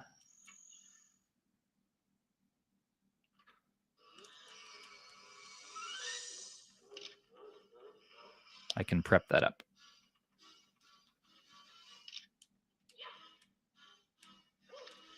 Although, to be honest with you all, it's going to take a lot, like a custom firmware, some definite changes to make me want to do another video on this one right now. As much as I'm enjoying it for things like Game Boy, I do feel like I overpaid for this, and that leaves me feeling a little bit bummed out. Yes, we're getting some good N64 performance. I mean, this no stutters. This feels good. I am able to play this and not worry about the joystick right now. So what you're going to lose out is probably camera control. So that's what you're going to... So maybe if you get a ROM hack that has some automated camera controls for Super Mario 64 here, that's one thing. But I still think it's expensive.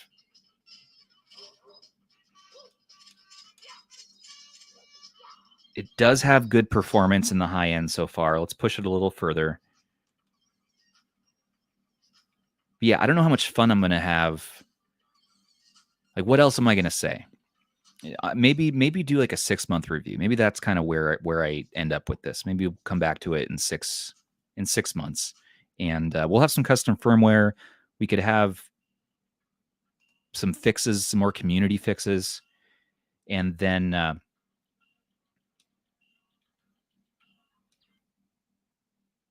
maybe we'll have a retro stew going. But I think what I want to do is keep this because I feel like I invested in it, and maybe get some shell options, maybe get some buttons to put in this, and turn it into just a really good Game Boy Color experience you can pick up and play. Yeah, James, that's a good point. Yes, the 35XX was mostly hot garbage for a month or so, but it was still better than how this is presenting itself.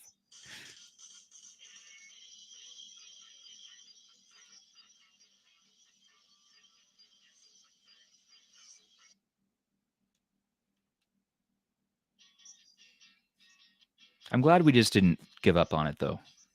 I'm glad that we're sticking to it here. We don't give up around here.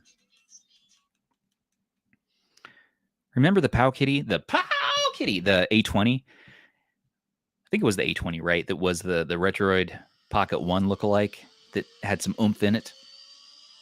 I think it also didn't have a touchscreen. But that's one. Oh my God, PSP works really well so far. This is Burnout Legends can be a pain to run. It's funny, as those words left my mouth, the game just blacked out. We'll take this opportunity to clean the screen. Yeah,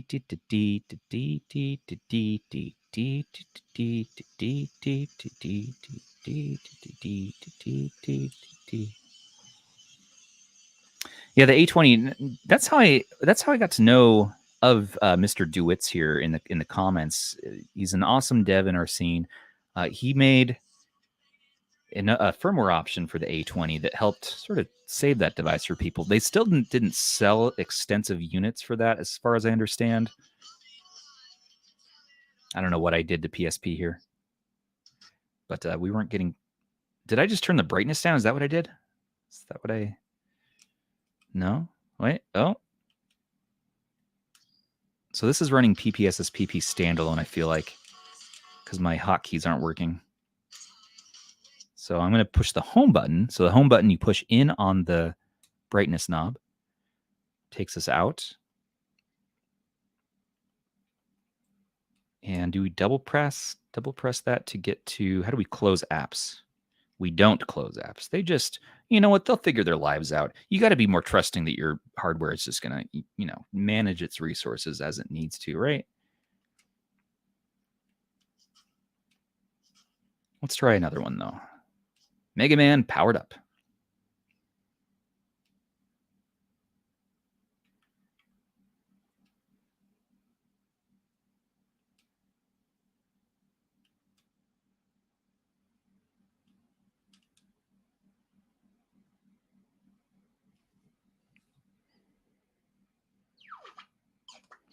Yeah, not the A20. That thing was a fingerprint beast, though.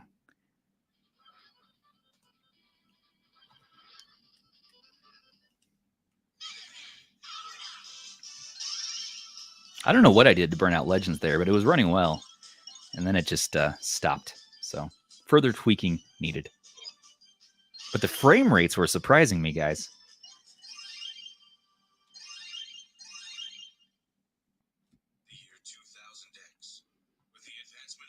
And yes, I say guys a lot. If you look at our demographic and our YouTube analytics, 97% male audience aged 25 to 45.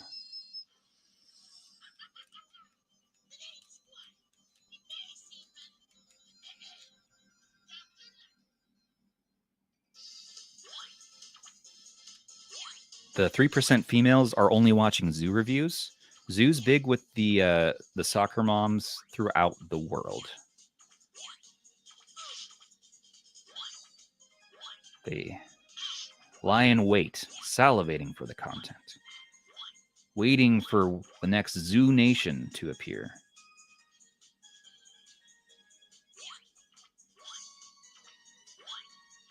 There's an unnatural yearning for zoo reviews brewing in the depths of the core of the earth. So what's the next zoo review, you ask? I don't know. I gotta send him the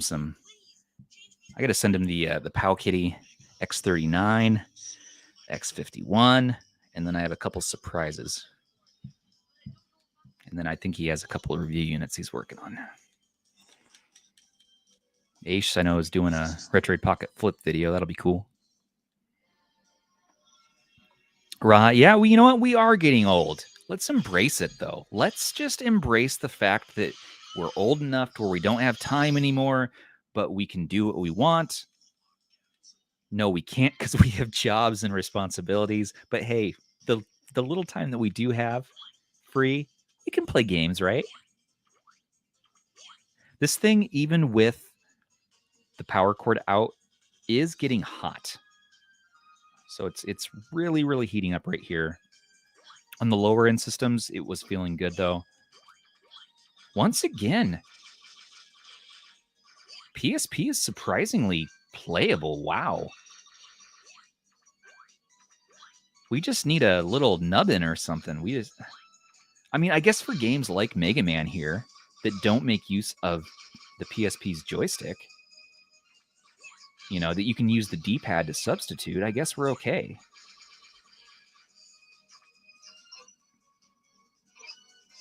Let's see if there's an option to get to the... I can't get it to emulator options. Oh my... Hey, everybody, I found that this is a function button if you push in. Look at that. Push in on the volume button. Haha.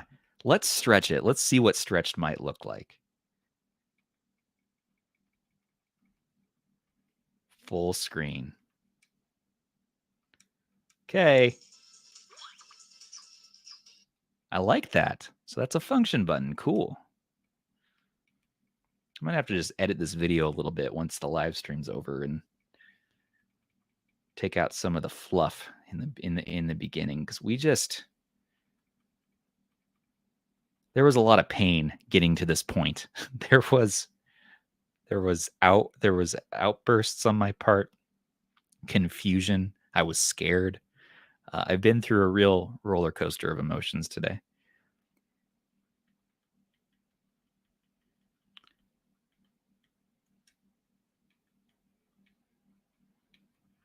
Okay. Not able to get it to go. Once again, we need a virtual mouse. Yeah, James, that's right. If you hold in the volume button, you just have to press it once for PSP and it brings it up. Okay, I'm not able to stretch it. That's all right. We would need a mouse or something. I think plugging a mouse into this is the point where it's gotten a little ridiculous. I just don't want to do it. I don't want to do it. Want to fight about it? Lastly, let's do Death Jr. for PSP.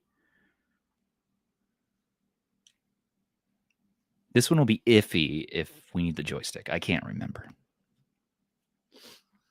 Achievement unlocked. Hidden features found. Yeah, we found a use for the right side button. It does have a purpose. The only PSP game we really do need is Peggle.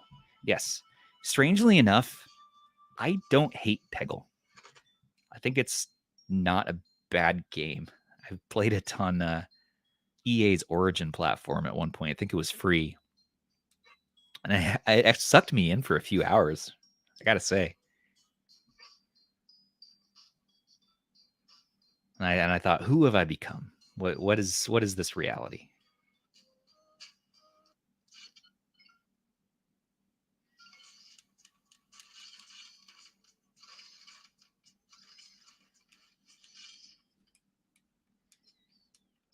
Okay. This is running well too. Wow.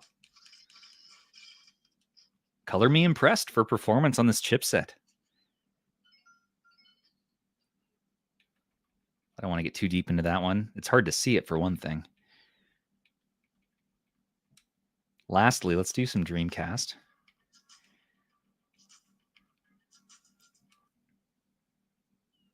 Get our copyright strike loaded up here.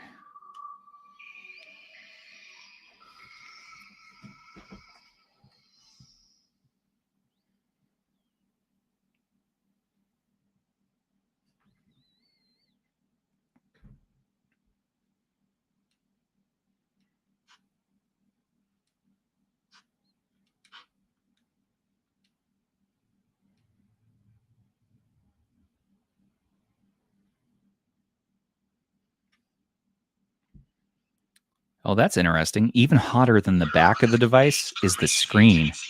This is ridiculously hot. That's crazy. That's burning me up. Ouch.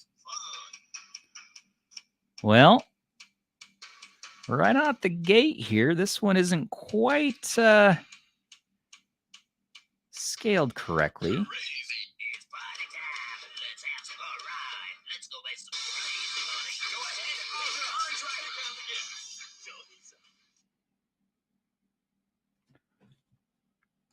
You're stuck in a particular PSP game. I'm an air traffic controller, Airport Hero Tokyo. I haven't played that one. Maybe it's one I'll have to add to my legally acquired ROMs.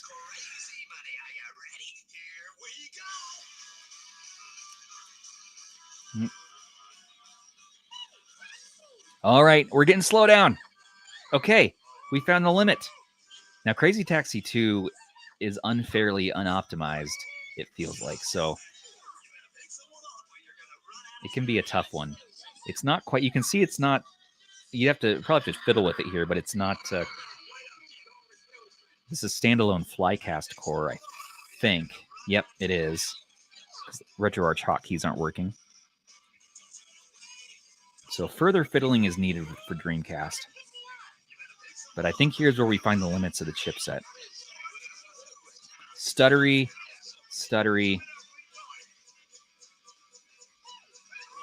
Really good low latency on the button. And here's what's wild. And this is a conversation and a topic point we need to discuss right now. Latency in Android. I don't want to get deep into it, but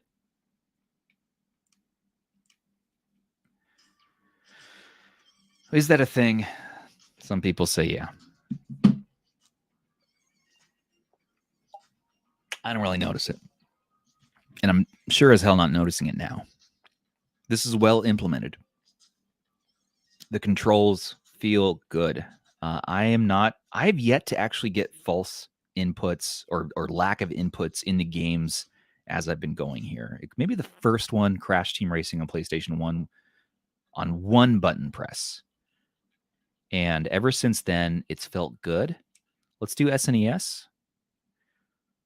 This game is Aladdin. This is one that I have been playing for so many years, and I'll kind of feel right away if something's off.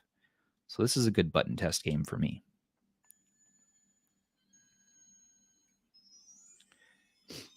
It was an interesting decision, though, to go with Android, I feel like, on this hardware.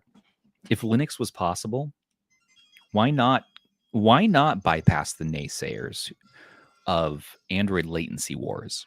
Why not just give them Linux out the gate? Not only is that more user-friendly, you're not going to have the argument of milliseconds of latency differences.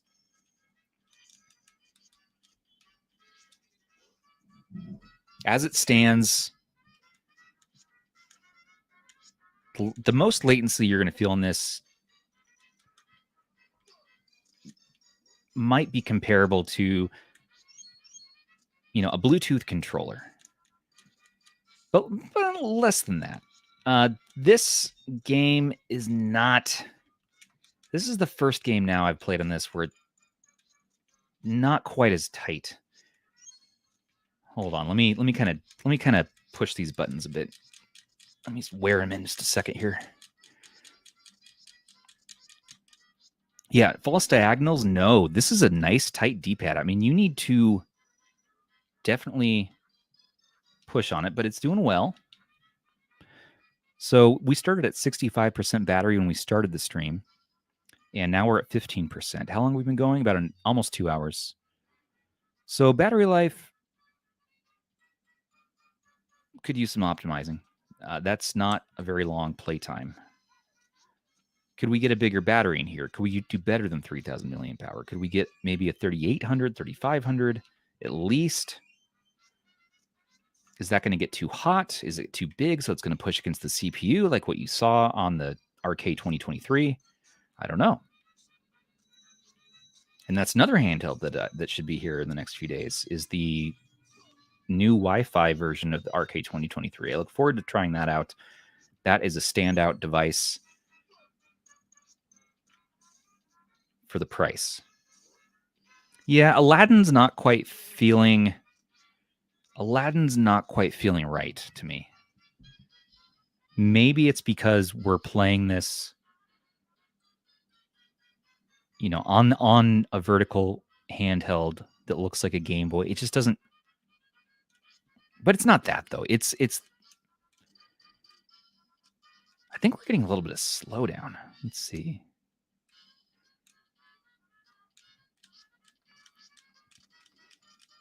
Aladdin's not. SNES isn't doing it for me too much right now. Something's off.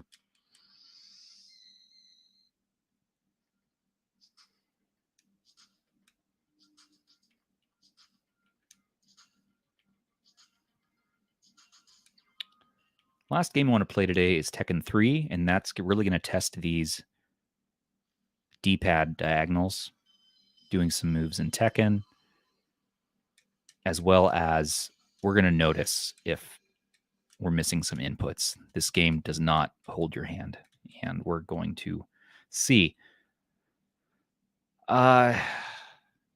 Again, I don't recommend the high-end systems. You're missing L2 and R2, so that really, really limits you what you can do. You're going to have to be very selective and conscientious and mindful of what games you play in here, what's going to work with the buttons that you have on offer.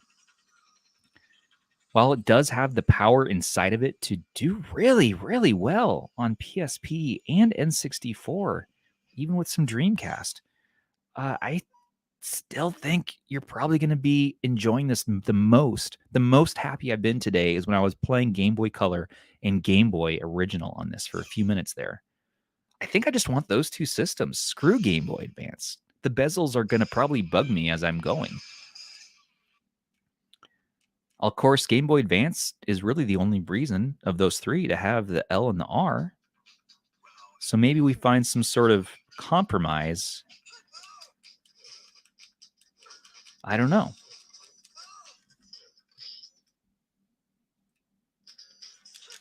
Okay. Enough talk. More play.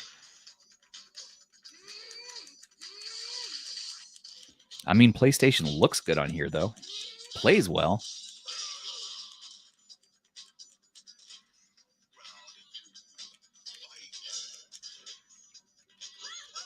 Okay, let's put this to bed, everybody. Aladdin on SNES is the superior version. There, I said it.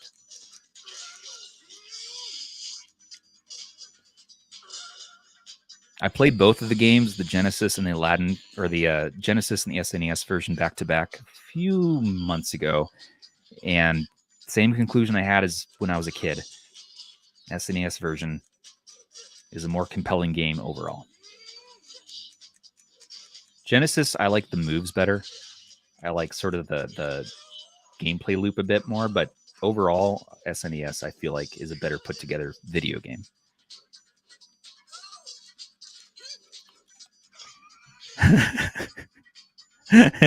Offensive. I hope you never get a Red V90. Oh yeah, see, Rod's with me. Okay, now in my defense, there, I grew up with the Super Nintendo version of Aladdin, so I have some feelings already. I have some bias towards it. But I played the Genesis version as a kid also, and it was good. It was hard. The magic carpet ride through the cave. That's a pretty fun and crazy part. But I thought the SNES just had a bit more magic to it to me. I don't know. The apple throwing mechanic's a little lame, but beyond that.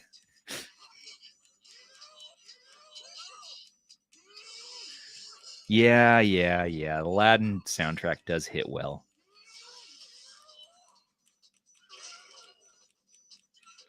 Yeah, the buttons feel really well for PS1. I mean, let me play a different character.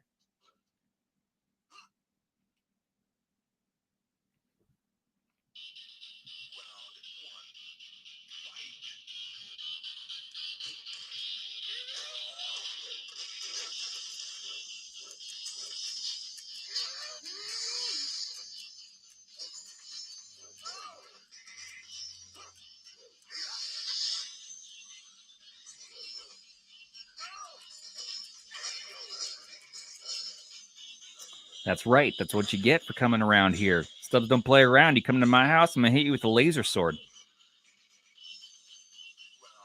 My A button sucked, and my X button sucked more at first.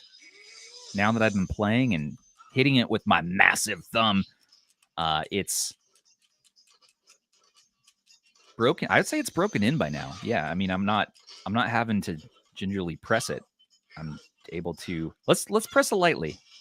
Okay, here, watch.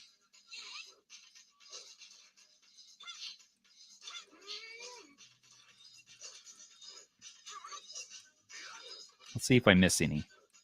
I'm pressing really light right now. I still won. Yeah, no. A button's good. We're good. We're good.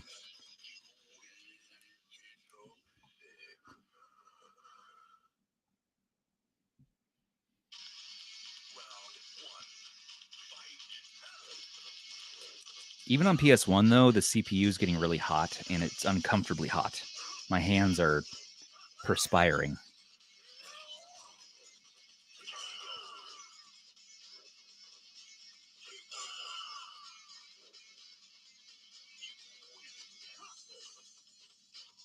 Yes, Geo. After playing for a while, the D-pad and buttons are working as they should, and they feel good. They feel like Game Boy buttons through and through. To the play, to the travel, the action you feel, it is authentic. It's an authentic experience. We're wasting it on PS1. No. Gonna get rid of all these. Gonna get rid of everything except for these three: Game Boy, Game Boy Advance, Game Boy Color. That's all we need. I want to play more Game Boy games. That's what I want to do right now. I want to play some Game Boy games.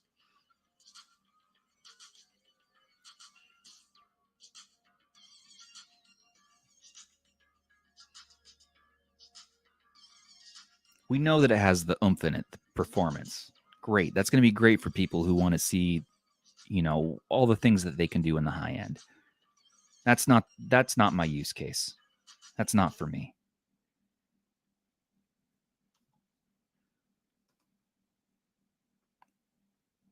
Oh, on the Pixel? That's what I was talking about. Yeah. The A button on the Pixel. The Analog Pocket hurts to own. You know what I mean? Like paying $200 for a Game Boy, which, mind you, an IPS modded Game Boy Color, Game Boy Advance is going to be around that price anyways. Still, it is a painful device to own because it's just like, it's such an expensive shelf display unit that you love to look at. You might not play that much. I'd be too scared to break it. And that's how I felt. I felt like this is too fancy to play on. The battery doesn't last very long. It didn't really feel like a Game Boy to me either. It's kind of just was uncomfortable. I sold it. Got rid of my Analog Pocket.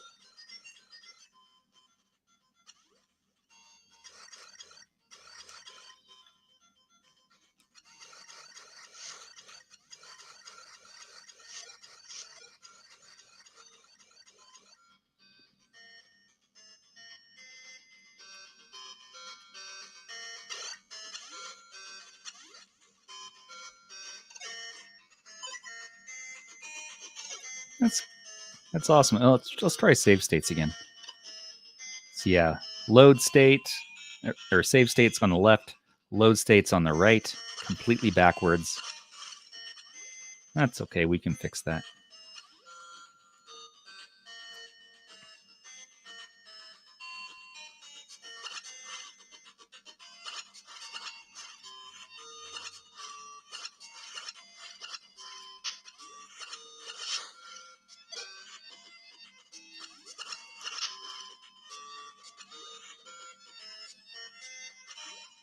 Let me tell you what else I'm happy about right now. I feel like I'm starting to figure out my lighting a bit in this room for the first time today.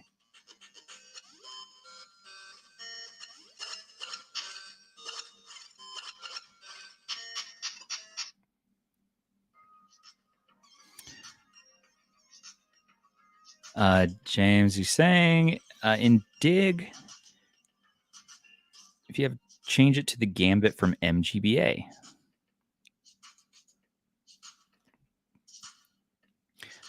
Yeah, we could do that. You don't like the version of RetroArch they have here. It doesn't allow you to LR palette change in Gambit. Oh, shoot. Yeah, that is a nice feature.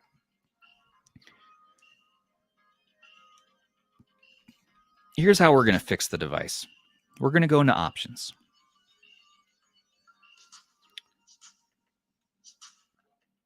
We're going to go into Device. There's a little option in Dig, and I hope it's in this version that they have included here, that lets you set this as the startup app. There you go. That's the option you want. See that? Auto start Dig on device boot. That will transform this from a awful Android experience with no virtual mouse or touchscreen to a boot up and play device that we can control with just the D-pad and the face buttons. And by God, we're going to do that. Okay.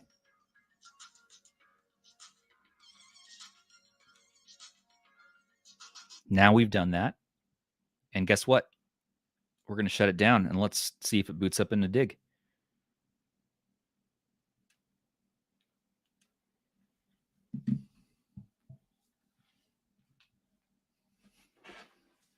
And then what we're going to do is we're going to add retro achievements into our Game Boy games. Because why have Wi-Fi if you're not going to use it? In fact, if you're okay without the Chivos, I would just turn the Wi-Fi off, save some battery life, save it from heating up a little bit.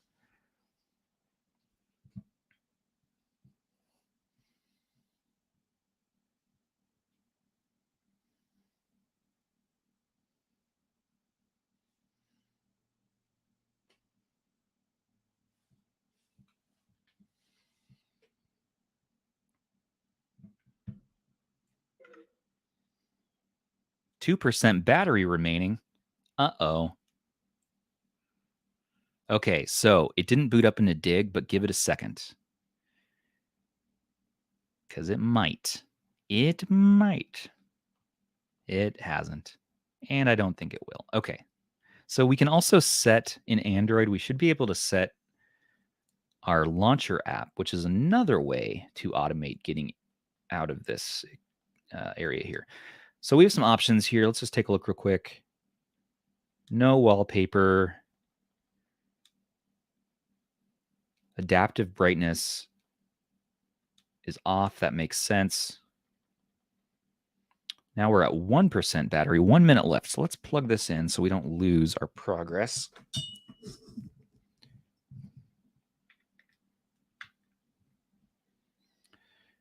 Give it a little help there.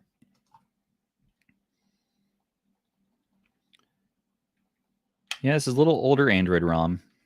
So you're going to miss out. If you came here to focus on playing Android games, don't. I wouldn't. I really would not do that. But let's go into apps, and we should be able to set... Looks okay, so they're using ATV Launcher by default.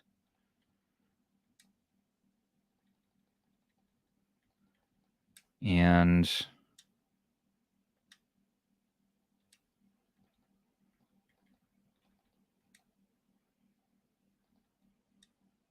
let me try to find the area where we're going to see with launchers. Where is that going to be on this ROM?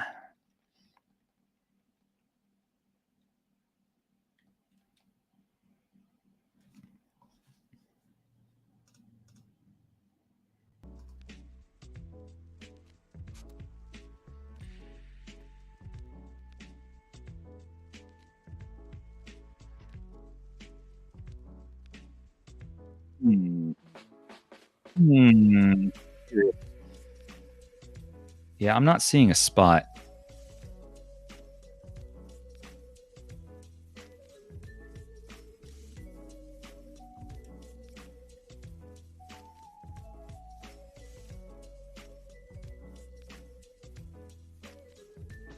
Huh.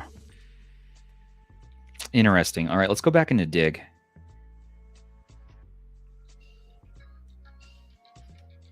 You can't just rebrand Dig and call it something else. That's the other thing. Just call it Dig. Not even Retroid renamed Dig. Unless you had permission. It's a little...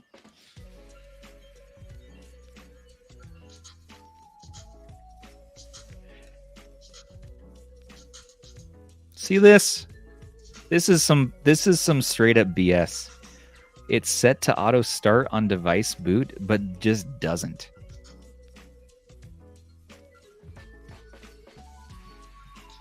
Fail. That is a fail. I thought we could have fixed this thing.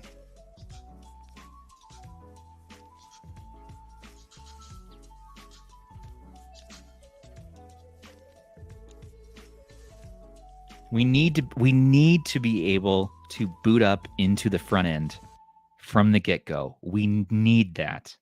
Nobody should boot up a Game Boy and be presented with a non-touchscreen Android interface.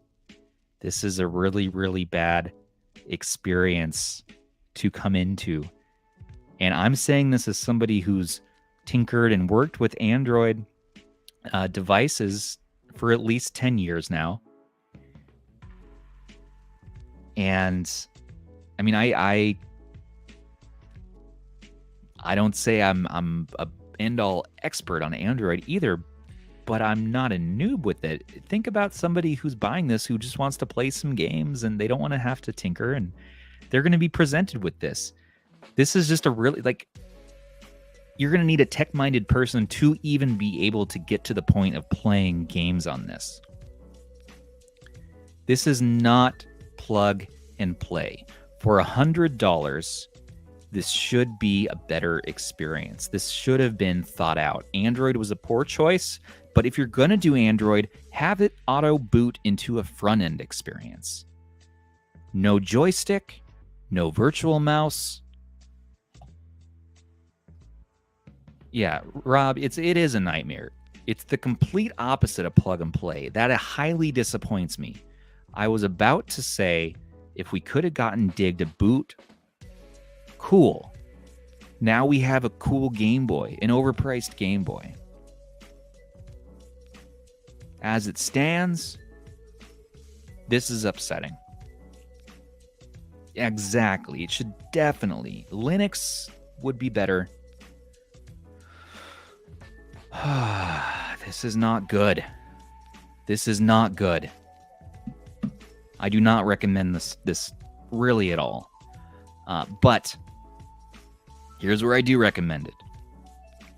If you're somebody who wants a nice looking IPS screened Game Boy, you're okay with emulation, you're okay with possible input latency that Android might present to you, you're okay with an overheating system, you're okay with a power cord that gets jostled with the slightest touch and disconnects from its power source in your computer, possibly one day causing a fire.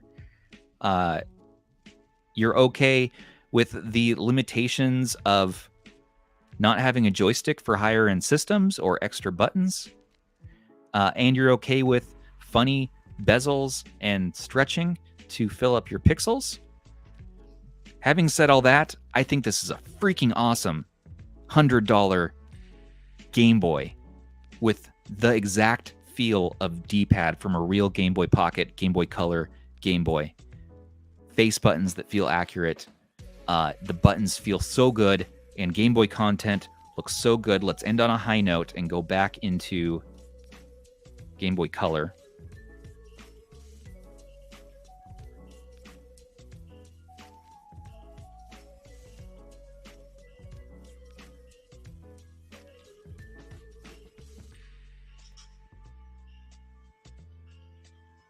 Let's hit you right in the nostalgia feels right now. What are we doing here?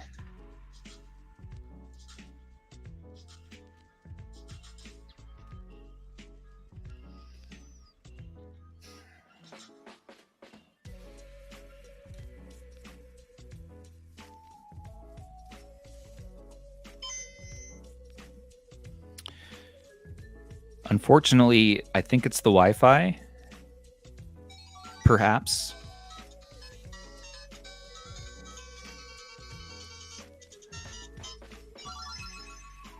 I think it's the Wi-Fi that's causing overheating, even on Game Boy.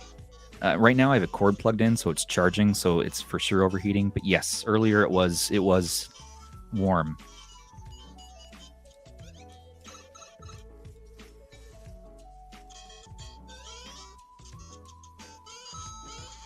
This isn't NES, by the way. This is Game Boy Color Mario Deluxe.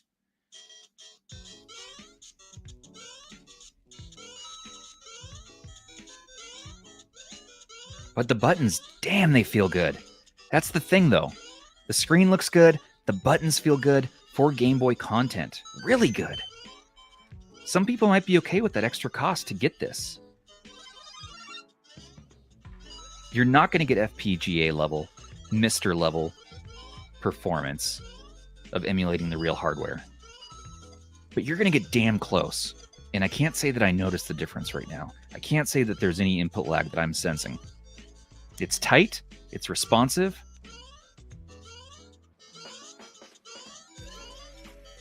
It's flawed. Let's get something like Garlic. Let's get any other custom firmware. Let's get any Linux operating system on this.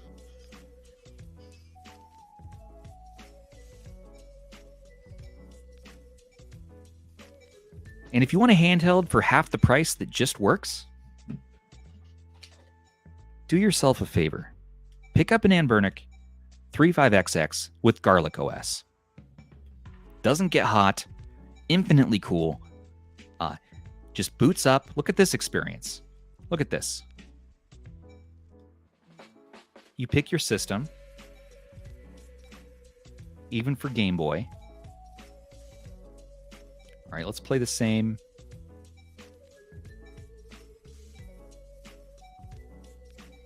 Same game.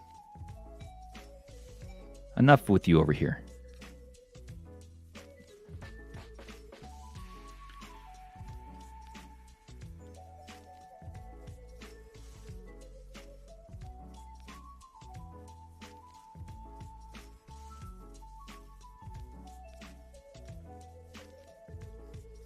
Brighter screen. This one controls even tighter, but you're not going to get that exact Game Boy button feel. But nevertheless, it does control a little bit tighter on the 35XX. The screen, let's do like for like screen. So I think we got to go down one level. The screen wins on the Pixel Pocket for sure. Yeah, let's restart that one.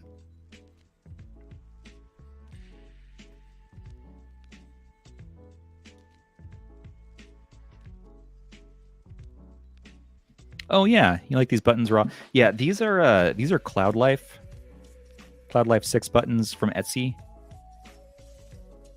Check in our Discord. We have, and in some of our videos on the 35XX, we have some discount codes, like 10, maybe 15% off these buttons. They're awesome, man. They're really, really cool.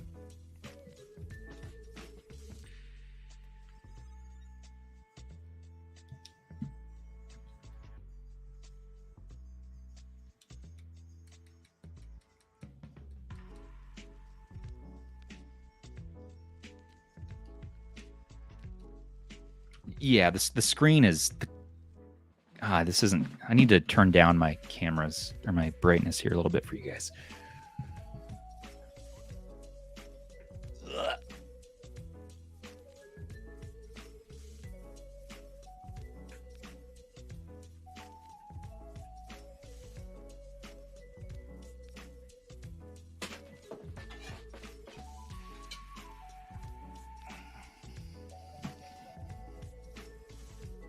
Let's do a dim brightness test while we're at it.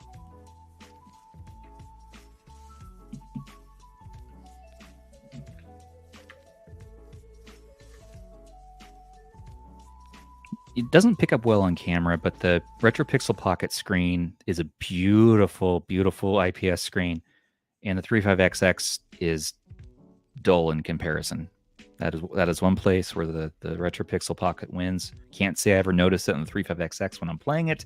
Another great option for a little bit more money, but not much more, is going to be the Miyoo Mini or the Miyoo Mini Plus. And I didn't bring this one up much because I haven't evaluated this one fully. So I'm about to do that. I'm finally about to do a review on the Miyoo Mini Plus, compare it against the 35XX, compare it against some other like handhelds. This one is a stock OS right now, but once you load Onion on this, just like Garlic, simple user interface, lots of awesome features, super easy to use. The screen has better contrast. I know right off the bat from on the screen is better than the 35XX. Now, the Miyoo Mini Plus versus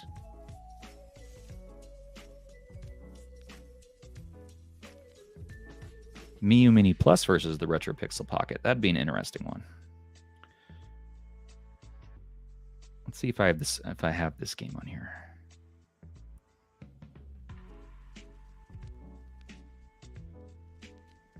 These numbered games drive me crazy. I'm waiting for someone to come along and just make a curated image or something for these handhelds. Tiny Best Go Set.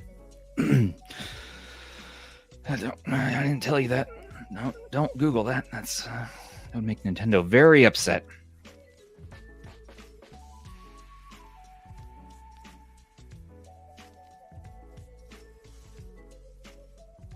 Tiny Best Set Go. That's what it was. I don't know where you can find it. Anyways, the screen I still think wins on the Pixel Pocket compared to the Mini Plus, but this needs to be evaluated, so don't count this out yet.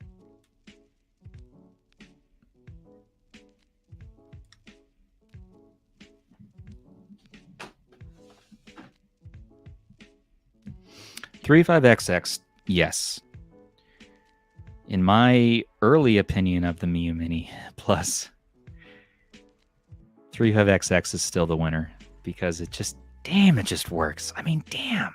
This is even a broken, janky 35XX here. Look at this. Screen's all messed up down there. Got dropped once. Look, they applied the sticker upside down. And Burnick.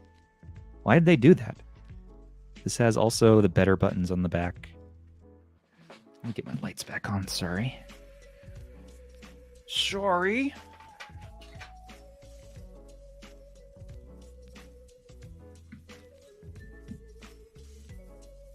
Yeah. Cracks all over it. Half the screws are stripped. I don't care. This is my favorite handheld. This particular exact 35XX is my favorite. There's something about it. It's worn in just right. I did the D-pad fix with the tape mod. Somehow I got it just right on this one.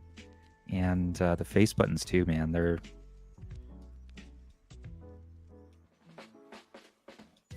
Yeah, this thing this plays so well. I'll be so sad if this thing ever breaks. I somehow made myself my favorite handheld. I take this thing everywhere. We do have a link, at least for Ambernick's site, in our description. So if you do want a 35XX, even Slick Deals right now, I think has them on sale for under $50, which is crazy.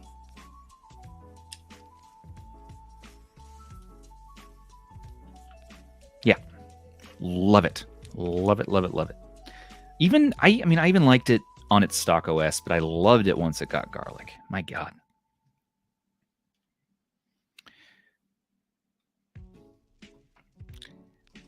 Yeah, Raw. So I don't want to throw shade at Mr. Aish, but I bought it from Aish on the cheap because he's like, nobody wants this. I think his kid dropped it or something. He did some mods on it in those first videos, and we learned that the hard way that those screws get stripped really easy. So that was Aish's unit, and I just fell in love with it. Maybe I just want to be close to Aish, you know? Maybe just distance isn't. Maybe this makes me feel close to him. It's a good friend. So now my units I keep in very good condition, despite having the kids.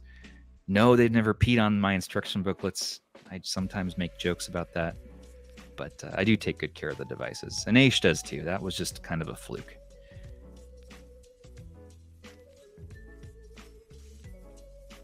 We should about wrap this thing up right now, though, shouldn't we? Yeah, I don't know. I don't love it. I think it's a nice looking Game Boy. That's an emulator with really, really nice authentic buttons.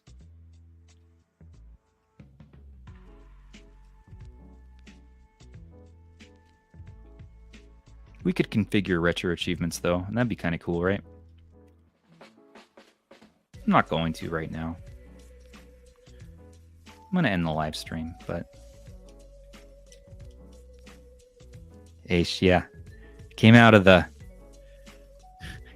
woodwork there to let us know. Yeah. No, I love my 35XX with all of its blemishes. Somehow it's like the perfect broken in device, and I can't be happier with it. You guys. Thanks for joining me on this live stream. What a disaster today, man. The first live stream, everything was janked up with my audio. This one, even now, my audio is off from my video. Let me turn my face back on so you can all enjoy this disaster together. You know?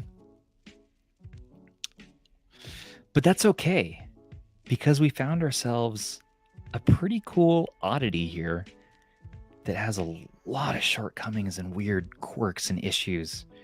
I feel like Funnyplaying can do better, and I'm waiting to hear from them to see sort of what their thoughts are. Like, is this just a QC issue? Just didn't get checked? Was it a simple human error? Or is this sort of what they intended? And we are the ones who need to cave and say, okay, we accept this. At which point I say, this isn't a boutique Game Boy drop-in mod. You know, this isn't an IPS screen. Like, you can't, and I don't know what their pricing's like on those anyways, but the pricing's so high on this that I have to assume that they're saying that it's worth this money. What are we paying for? The parts in this, it can't be more than $50 total. The screen is really, really nice, though. The screen is so nice. The shell's nice. The ergonomics are nice.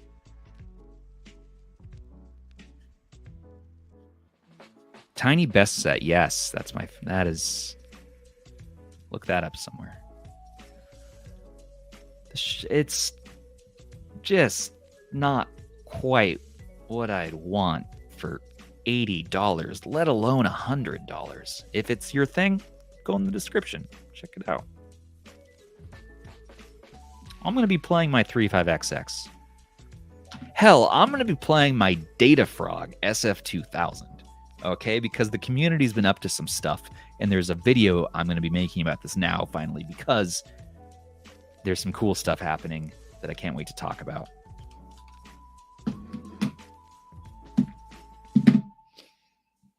My back hurts, and I want to eat dinner. Thank you all for joining me on this live stream. Don't forget, like, comment, and subscribe, and all that good stuff. I am going to be here again later this week. You're going to see me on Thursday doing some sort of video. We'll see. Thanks, patrons and subs. We really appreciate you guys. It's so freaking cool just to hang out with you all on these live streams. And I can't wait to see you on the next. This has been Stubbs with Retro Handhelds. Take care of your handhelds.